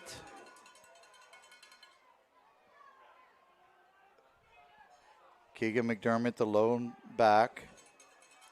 Three receivers, one at the top, 2 at the bottom. Then he steps out to his right, gets the ball out. That will be a complete pass to number 4, which is Jack O'Shaughnessy. Which will make it 3rd and 4. 3rd and 3, pardon me. A long 3, but 3. 5:20 left on the clock. Rebels up 38-35, but Champion with the ball and knocking on the door again.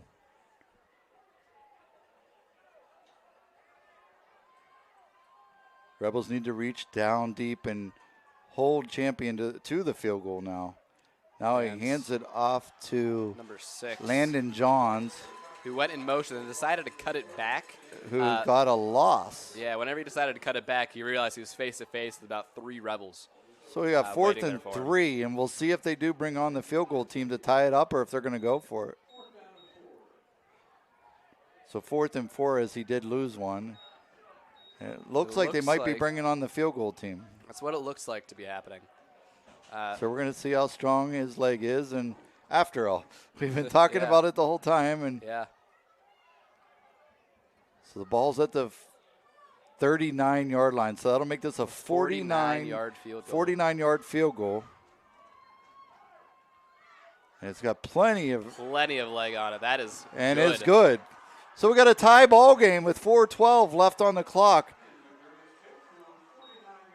As the Rebels will receive the ball. Yeah, so we got a 38-38 full ball game. Both teams have made exciting game. Both teams have made long field goals. Yeah, so we're going to be right back with you all as we await the champion kickoff to the Rebels. So we'll be right back. WRS Wealth Advisors is the area's premier wealth and retirement specialist. With our combined 70 years experience, WRS Wealth Advisors is the area's premier wealth and retirement specialist. Call 330-965-0370 to learn more about our individual and corporate financial planning services, or visit WRSwealth.com. Good luck. All right, welcome back to Rebel Stadium, where Keegan McDermott just made a 49-yard field goal. It was placed at the 39, so a 49-yard field goal to tie the ball game up, 38-38 with 4:12 left on the clock. Kicks it deep into the end zone and through the uprights, pretty close. Not quite the uprights. If it went just a little off to the right, but I think it would have went through the uprights from the kickoff. He definitely had the leg for it again. Wow, that is impressive. But yeah, tied ball game, very, very exciting game. It's going to come down to who has the last possession, I think, based off what we're looking at right now.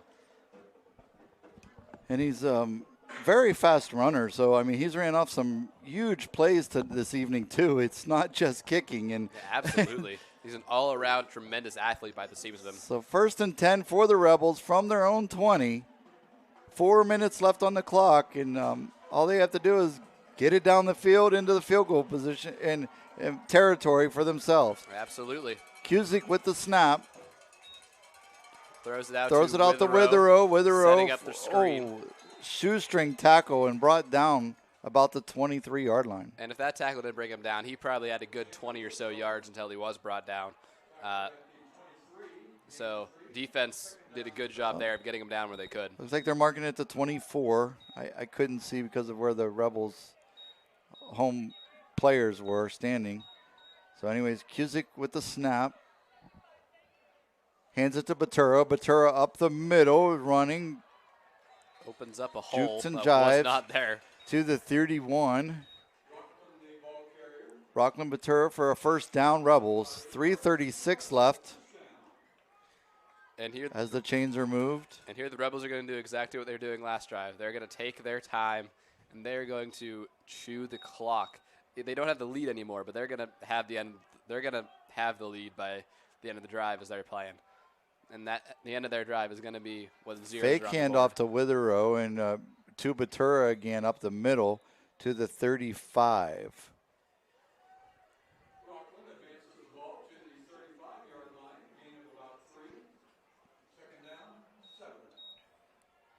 Second down and 7, 3 minutes left on the clock.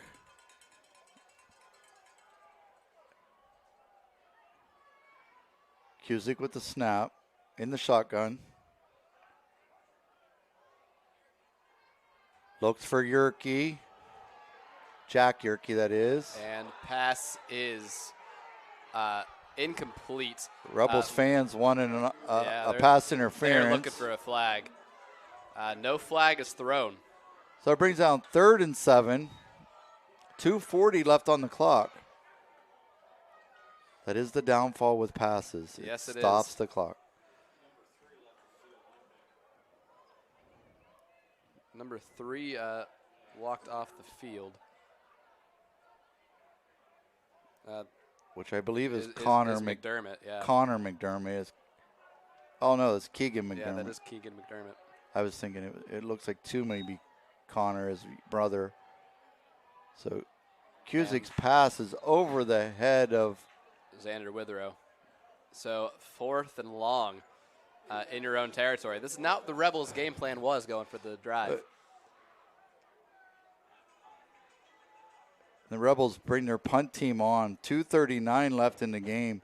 Now, like I said, right before this set of series and set of downs, he just made a 49-yard field goal. So they don't want to give it to McKeegan in this, or McDermott in this field position.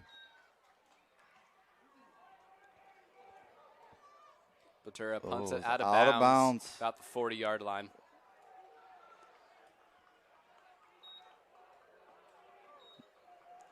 Out comes Champions offense now.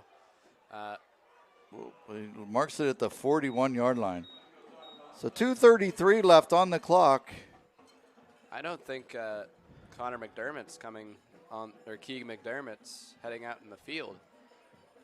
I don't see him out there. Which that could be huge if you were planning on using his leg as a field goal. Yes. Because we did see him. Yeah, we do have a tie ball game, so it could become. So as Joey Fell is rolling around, trying to find somewhere to throw, and Max Hawkins brings him down. Huge loss by the Rebels.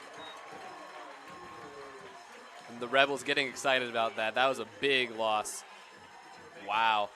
That was Max Hawkins, Jacob Parker, and I didn't catch the other one. It was 5 and 6, and I missed one of the numbers, but there was 3 of them that Max got to him first and just dragging him long enough for the other 2 to get there and help him out. Yeah, that was a 9-yard sack right there.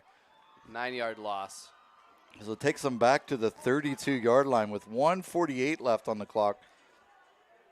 It looks like we might be heading into overtime here if they don't run off one of their, and I didn't jinx them.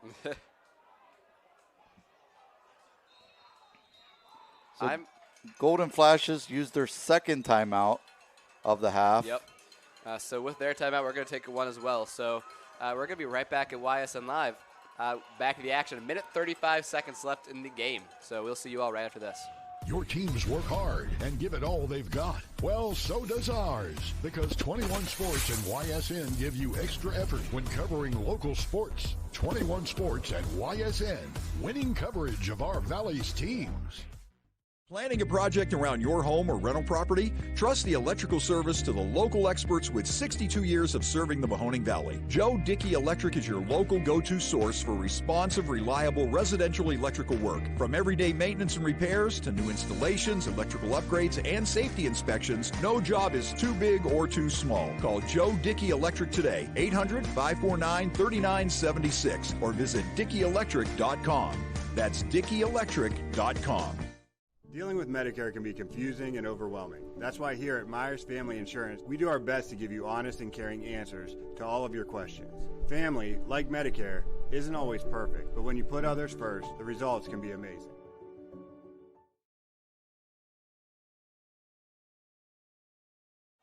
All right, welcome back to Rebel Stadium, where your Rebels are tied with champion Golden Flashes 38-35 with 38-38 with 1:35 left, and there's a fumble by Joey Fell. It looks like the Rebels got on top of it with the ball at the 25-yard line, and it is a Rebels ball, 1st and 10.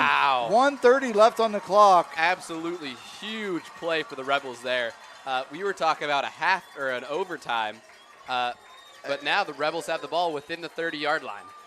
It looks like I did jinx one of the teams, but it was the champion Golden Flashes. So,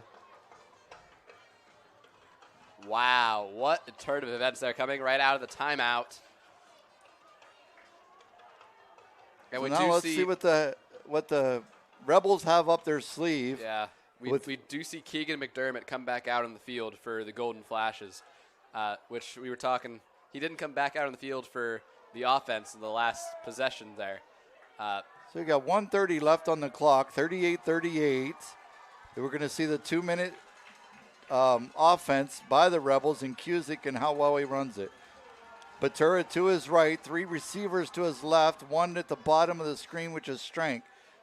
He's aiming for Strength's way as there's the flag. Wow. So that's another 15 yards onto it. Right in the back corner of the end zone. So the penalty was called on Jack O'Shaughnessy for pushing Matthew Strank. But Matthew Strank had a couple feet on him, too. Yes, he did. So he had a couple steps on him. And so it's automatic first down, but at this point, there's 1:26 left on the clock. Now, you don't want to give Champion too much time on the clock either. No, you do not. Yeah, which is why I was shocked the Rebels did a passing play there, which, I mean, maybe is part of the method of the madness. It takes the ball to the 13, just inside the 13-yard line, so they can still get a first down. Yes, they can. Cusick with his lone back, Batura, hands it to Batura.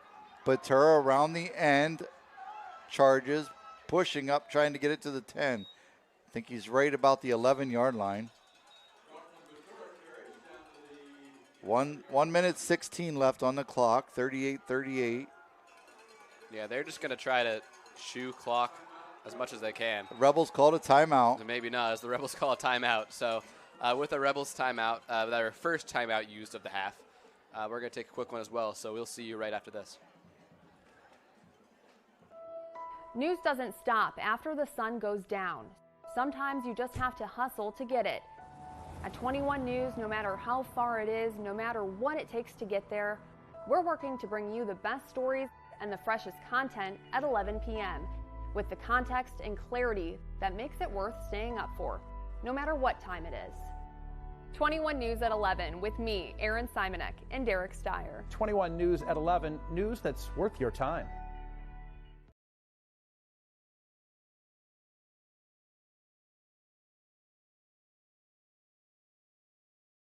Especially when it's 80 Welcome degrees. back, everybody. Alec got me again. It's a warm one up here in the box tonight, and we were just talking that summer conditioning is going to come in very important right now, and we're going to see as the Rebels have the ball at the 11-yard line, 2nd and 9, 1:15 left on the clock, and they're knocking on the door ready to score, and the score is tied up 38-38 in the fourth quarter.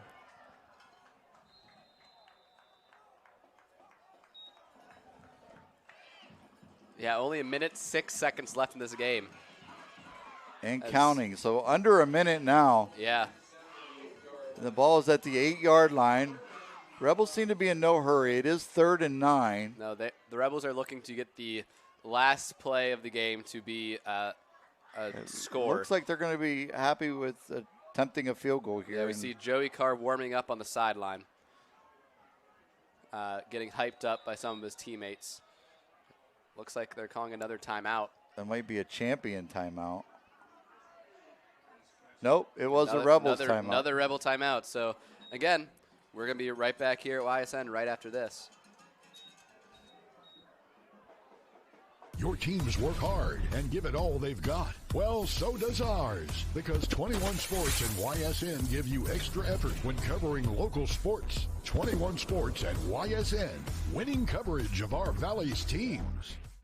Planning a project around your home or rental property? Trust the electrical service to the local experts with 62 years of serving the Mahoning Valley. Joe Dickey Electric is your local go-to source for responsive, reliable residential electrical work. From everyday maintenance and repairs to new installations, electrical upgrades, and safety inspections, no job is too big or too small. Call Joe Dickey Electric today, 800-549-3976, or visit DickeyElectric.com. That's DickeyElectric.com. Dealing with Medicare can be confusing and overwhelming. That's why here at Myers Family Insurance, we do our best to give you honest and caring answers to all of your questions. Family, like Medicare, isn't always perfect, but when you put others first, the results can be amazing. Welcome back to YSN Live, everybody. We're just coming out of this second timeout by the Rebels as they are at the 9-yard line. 38 seconds left on the clock. Rebels 3rd and 7. Rebels 38-38 tied. Rebels just called a timeout. Both teams have one timeout remaining. There's a flag. Fake to Batura. Thrown to Dominic Yerke for a touchdown, but we have dirty laundry on the field. There is a flag, and the Rebels are looking, they look disappointed in that. Yeah, legal shift. On the Rebels. Movement where there wasn't supposed to be. That is huge. It is very huge because, I mean. Takes a touchdown off the board. And it moves them back 5 yards for the field goal attempt with 33 seconds left. Yeah. Yeah, so it's a replay third down. So we were talking earlier, like off mic, with some of the other people in the booth here.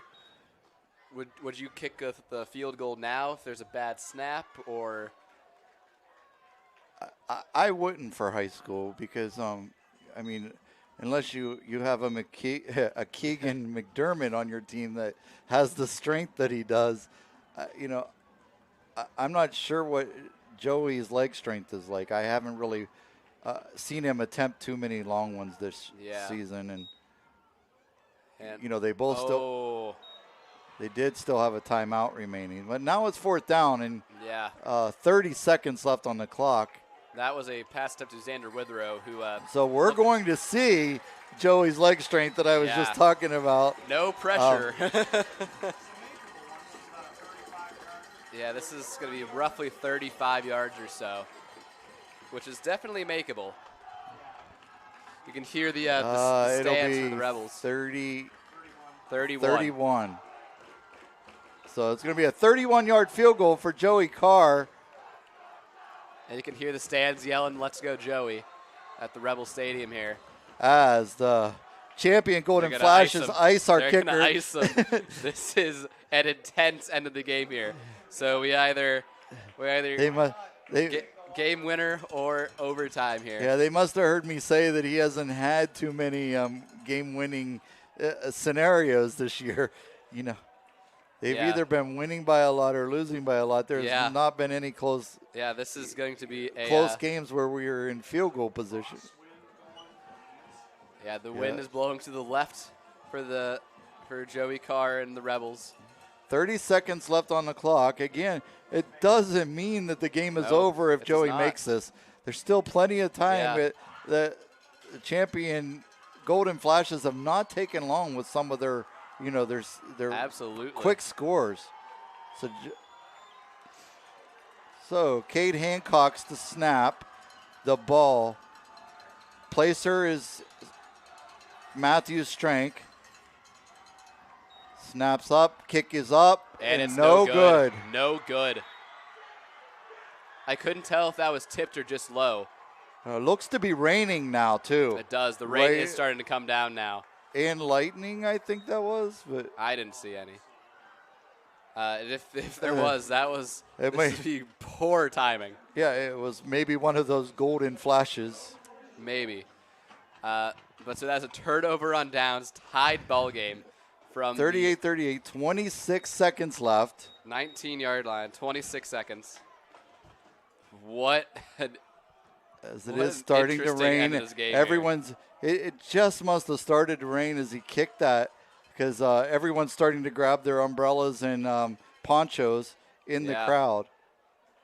Yeah, people throwing their jackets up. So defense on the field. Joey fell in the shotgun. Hands it off to Keegan. McDermott. Gets dropped behind the line of scrimmage. So 2nd and 3. Second down and about 12. 6-5. Clock's running off, and it looks like they're going to be satisfied with it being a tie ball game. 38-38. Your Division 5 12th place team right now with the unofficial records, the Crestview Rebels, and the champion Golden Flashes 22nd place team in Division 5. Both are tied. Yeah, so 38-38. Yeah, very, very interesting to see what's going to happen here. So I think that we are going to go to a quick ad break and come back to you once Once the action they'll have a starts to coin pick flip back and up, everything, yeah. and we'll see what's going on. Yep. So we'll be right back with you all right after these messages. So we'll see you then. New things happen all day. Some are good, some not so good. In today's complicated world, while you're busy working, playing, and living life, we're busy helping you make sense of the day's news. And there's only one place where it comes together with clarity, context, and accountability. It's 21 News at 6 with me, Madison Tromler, and Derek Steyer. 21 News at 6. It's what the day's news really means to you. Welcome home to a home made homier with Baird Brothers Fine Hardwoods. Inspiration starts at BairdBrothers.com and is turned into reality when high-quality hardwoods are delivered right to your home. Baird Brothers has the latest design trends, shiplap and skinny lap interior siding, antique oak rustic flooring, and, well, you'll find them all at BairdBrothers.com. Ordered easily, delivered conveniently, enjoyed comfortably. BairdBrothers.com.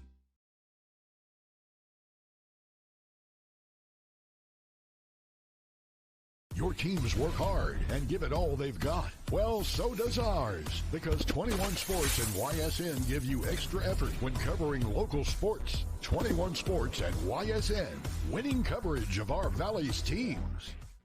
Planning a project around your home or rental property? Trust the electrical service to the local experts with 62 years of serving the Mahoning Valley. Joe Dickey Electric is your local go-to source for responsive, reliable residential electrical work. From everyday maintenance and repairs to new installations, electrical upgrades, and safety inspections, no job is too big or too small. Call Joe Dickey Electric today, 800-549-3976, or visit DickeyElectric.com. That's DickeyElectric.com. Dealing with Medicare can be confusing and overwhelming. That's why here at Myers Family Insurance, we do our best to give you honest and caring answers to all of your questions. Family, like Medicare, isn't always perfect, but when you put others first, the results can be amazing.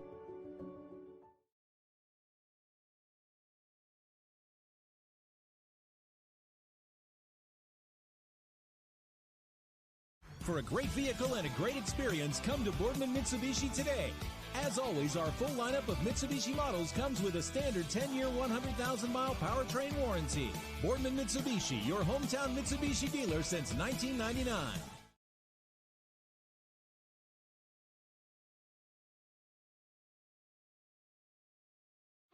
You're looking to your future, preparing for your goals, and they're closer than you think. Because here, success is part of the plan. It's a place where academic and social opportunities are meant to prepare you for life, not just the next 4 years. You'll be equipped to face new challenges and turn hard work into a career. You're ready for your success to take root. And here's where it starts. We are Youngstown State University, and proud.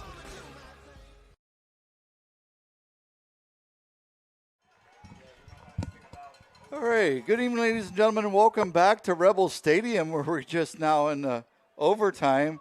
So yeah, so I don't know if we should put a fifth quarter on there. I thought. Yeah, I guess we'll put a fifth. As well. We'll put a fifth. It's not really a fifth quarter. Yeah, yeah. But it's the overtime series with Rebels 38 and champion Golden Flashes 38. Each team gets one timeout and they get one possession.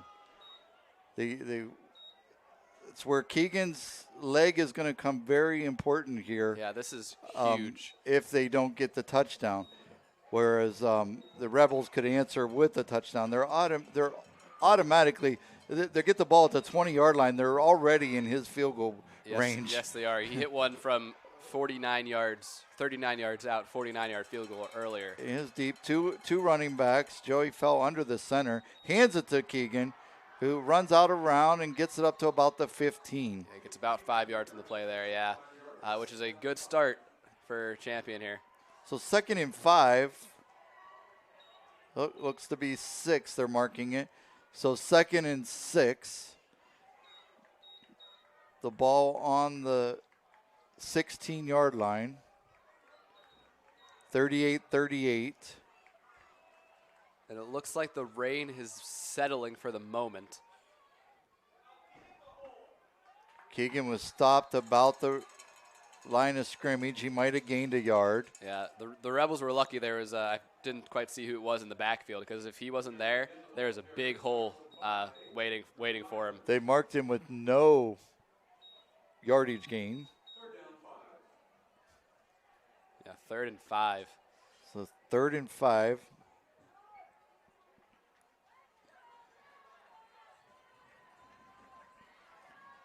Joey Fell, the quarterback, in the shotgun. And Keegan it's wrapped rushed up. I think he's short of the first down. He's short. He is short by about 2 yards. So it brings up 4th and 2, and this is real interesting to see what they're going to do here with his leg. I think they would kick a field goal. They are bringing on the field goal team. Yeah, I mean, he's definitely got a leg for a field goal right now. That's not the question. Oh, the wind's helping him out here. Yeah. The wind is in that direction, and the flags are almost standing straight out. Yeah. But he doesn't need any help, though. The grass may be wet. It just downpoured here for like about 2 minutes, and that was it. Yeah, the grass is still starting to come down light now, it looks like. Starting to see it a little bit. And no good. No good. He missed it. Wow. Wow. Just to the right. Just outside. Or his left. So the Rebels have the ball at the 20-yard line now.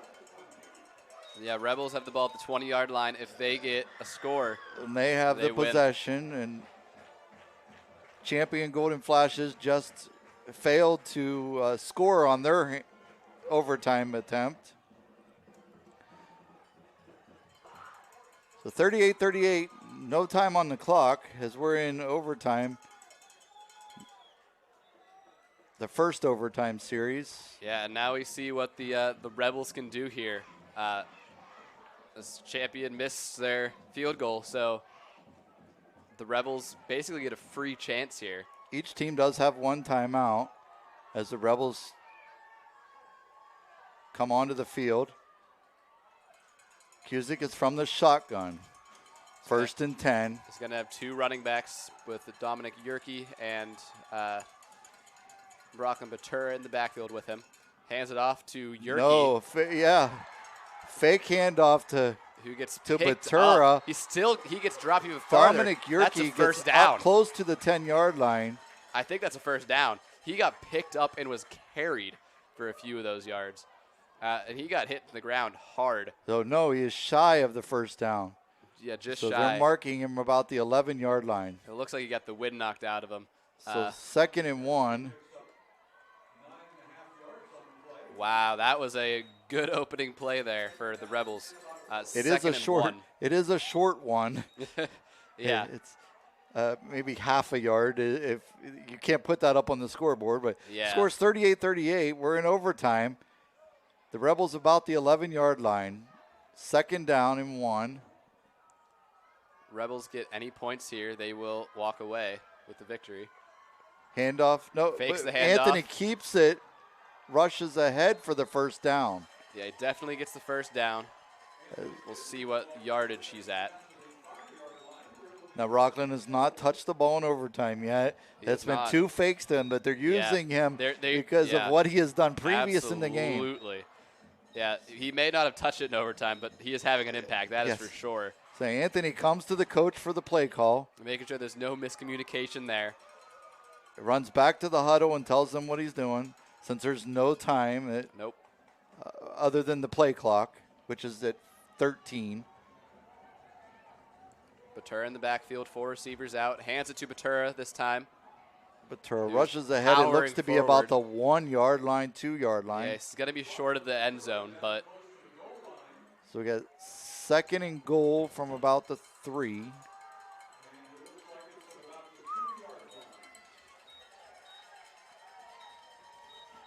Rebels power run offense. Right now is where you pull out your 2-point conversion play that you've hit all year. Absolutely. And haven't pulled it out on any films, and you just use it for the game win. Yeah. You don't need it for a 2-point conversion, but it's for the overtime win here. Yep, you need it for the final 6. Strength to the top, Witherow to the bottom. Yerke and Batura in the backfield. As Champion calls their timeout, I believe. Yep, timeout Champion. So with their timeout. Do you want to take a quick timeout, or you just want to sit here in the suspense? Your call here, Larry. We can go to a timeout. All right, so we will be right back at YSN briefly right after this. We'll be right back. WRS Wealth Advisors is the area's premier wealth and retirement specialist. With our combined 70 years experience, WRS Wealth Advisors is the area's premier wealth and retirement specialist. Call 330-965-0370 to learn more about our individual and corporate financial planning services, or visit WRSwealth.com. Good luck, athletes.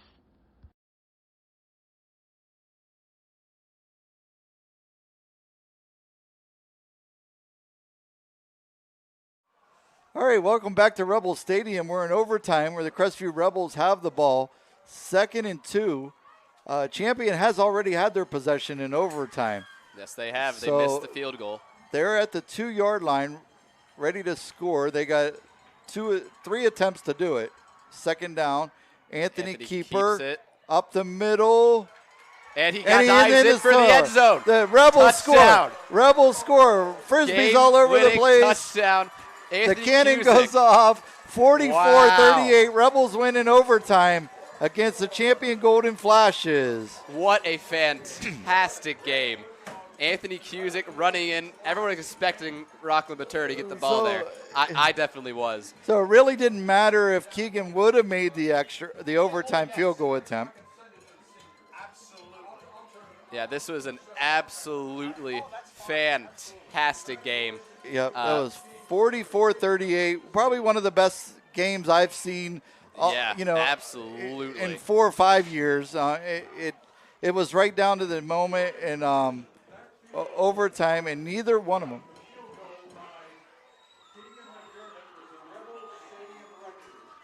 So as Mr. B just announced that Keegan McDermott's field goal of 49 yards is a new Rebels Stadium record. So the Keegan McDermott, congratulations to the champion Golden Flashes. I know the game result wasn't what you were looking for, but it was a well-fought game. It was a very fantastic game. Very good game to both teams. And I'm Larry Scragg along with Alec Hancock's with YSN, and we are out of here.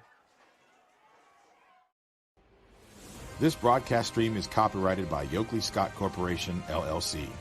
Any other use of this telecast, any pictures, descriptions, or accounts of the game without YSN's consent is prohibited.